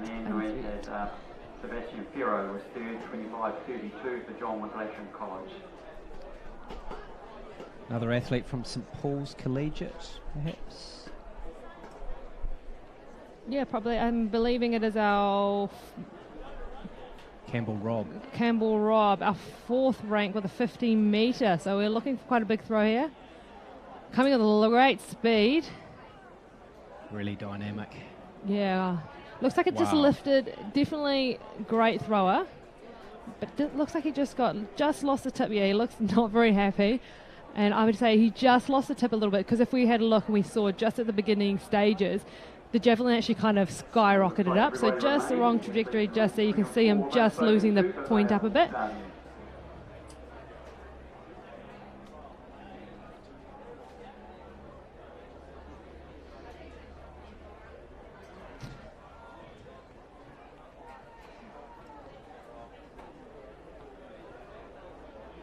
Way to a good start, Kanye Rapana from Timmins High School in lane 1. Cool. So hopefully we'll be able to see what that throw there was from Campbell Rob. They're 45.77. McKellar from Rangitoto College, lane 5. So that puts them ahead of... We'll take it from Kanye Rapana and Lex Musson-Body from Napier in 3rd. So you see the official down there now, just having a look just to double check that it has, and point out that it actually has landed tip first. So we did see that Javelin just fall a little bit flat and did bounce, but the official has confirmed it did land tip first, so they will get the athlete will get a measurement. From the girls discus in the para class, Berna Kennedy-Redding from Rangireru Girls had another record of 18 metres. State-of-the-art measuring equipment out there too, Portia, with the... Yeah, not the old measure. There's no guy out there running with the old measuring tape anymore. One of the most exciting javelin comps I saw in New Zealand was up at the Robin Tate Classic, where there was a big bullseye with balloons, and I think we had Steve Backley, who was the world record holder at the time, and Jan Zalesny, and that was really inspiring seeing that back in the 90s. So we have the athlete from Hutt International, Jonathan Skeetsev, and he is ranking number 9. So he's got a 47 seed mark. So he'll be looking... Oh, wow, he'll be looking pretty close to where that 47 seed mark is. Interestingly enough, I actually saw the equipment, their bullseye, because I was at the club at the time just helping them move some stuff out, and they pulled out the big bullseye, and they were telling me all about how it was ancient, and it was... I think they had balloons around the outside, so the Javelin, when it came down into the turf, it popped them, and that set the crowd alight. Oh, that would be awesome. All right, we have Max, the decathlete here, coming out. Really nice technique. You can definitely tell he's a decathlete. He's got really, really long limbs, and when he came in, there's just something about when you know multi-eventers and you see them throw a javelin that they're almost like high jumpers. You know, they're quite springy when he came along. So the throw there from Max looks like it is out towards the late 40s mark, which will be I do believe that'll be a great throw for Max. Let me just double check.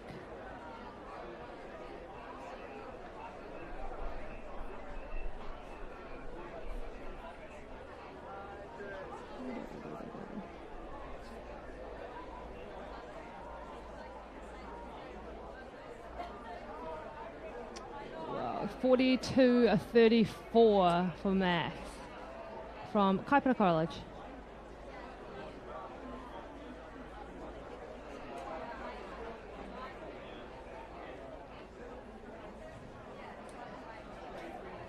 Around the 40-metre mark there. Yeah, there's a lot of consistency with these guys out here as well. We're kind of seeing them actually, a lot of them nudging towards that 50-metre mark, which is really great for Javelin as a whole to try, get a few guys in there for that, to get really competitive. So I believe that they'll get 6 throws, then they'll take the next top, then they'll get a further 3, so they'll reshuffle around. So I'm not sure what round we are, unfortunately, in this Javelin competition, but everyone seems to still be kind of standing around, so I'm not sure if this is the last round. But I do see a few jumpers going on, although the wind is definitely picking up a little bit out there. Cool. So we have our athlete here. Nice.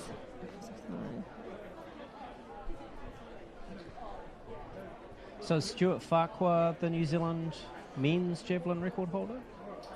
Good question. I will have to find out. Yeah, Hayden will have it somewhere. I know Gavin Lovegrove held the record for a number of years, and Stuart Farquhar was one of the athletes chasing that mark. We've got quite a bit of pedigree in that event nationally, haven't we, Portia? Yeah, so the under 17 record oh no, sorry, that's the woman. So it was a 46.08 for the athlete. Christchurch Boys High School.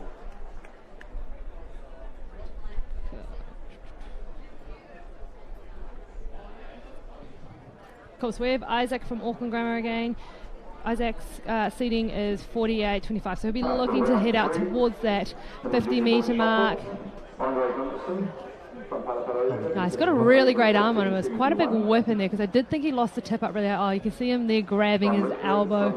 Just one of those things of javelin, if you kind of get the javelin at the wrong angle as well, a lot of the time they do get small little injuries. Liam Pavia from New Plymouth, that's 14.67.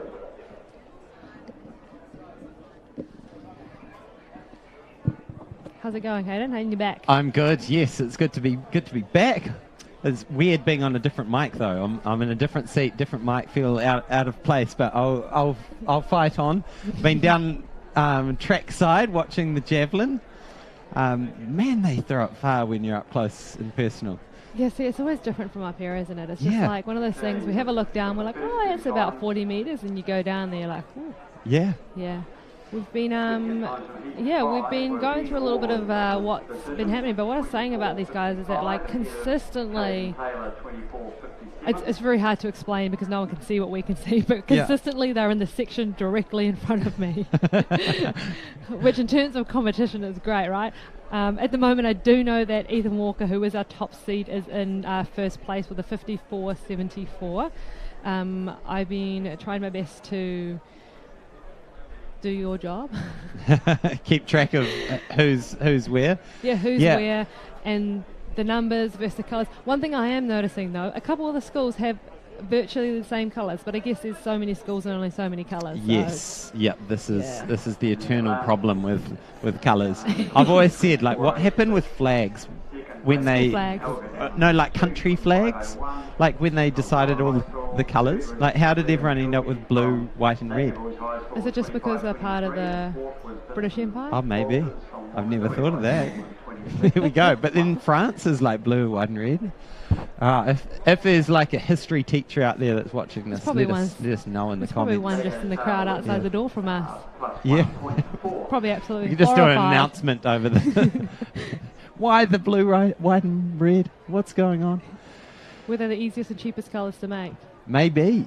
They do sort of stand out, potentially. But like most of the time in the olden days, when you use a flag, it'd be on a boat or something. So you'd think blue would be a bad... bad choice of colour. And white. It's like, we better put some red in there because they can't see it. So our javelin competition has wrapped up. So I do believe that Ethan Walker was our winner there with a 54.74. So it was, congratulations to Ethan, the senior. Well, we can confirm that, but I do believe that he was the winner in that competition. And did it look like Campbell came through for second, or was... This is unsure. We sort of lost track of things somewhere along the lines. But yeah, look at Ethan. Man, he's so powerful. I love his approach to he's got a sort of real rhythmic approach. And then look at the energy he puts into that javelin. He was happy with that one. That must have been his 54. And also one of the things with Ethan when he was throwing is that, you could tell that he's actually been working so hard on this, and he's been in there training because he was so certain in every single step that he took from the start. His crossover steps were so strong and so powerful. He wasn't passive at any point. He's obviously spent a lot of time with the javelin. Wow, you could tell he was very comfortable with it. Congratulations, awesome. Ethan. Well, it's been a fantastic afternoon. We're going to take a little break, and as you can see on screen, 6:10 is the time to book into your... Put a little reminder on your phone so you're back listening to this coverage on SkysportNext on the YouTube channel. Tell your friends about it. Tell your family. We'll see you back here at 6:10. Ka kite anō.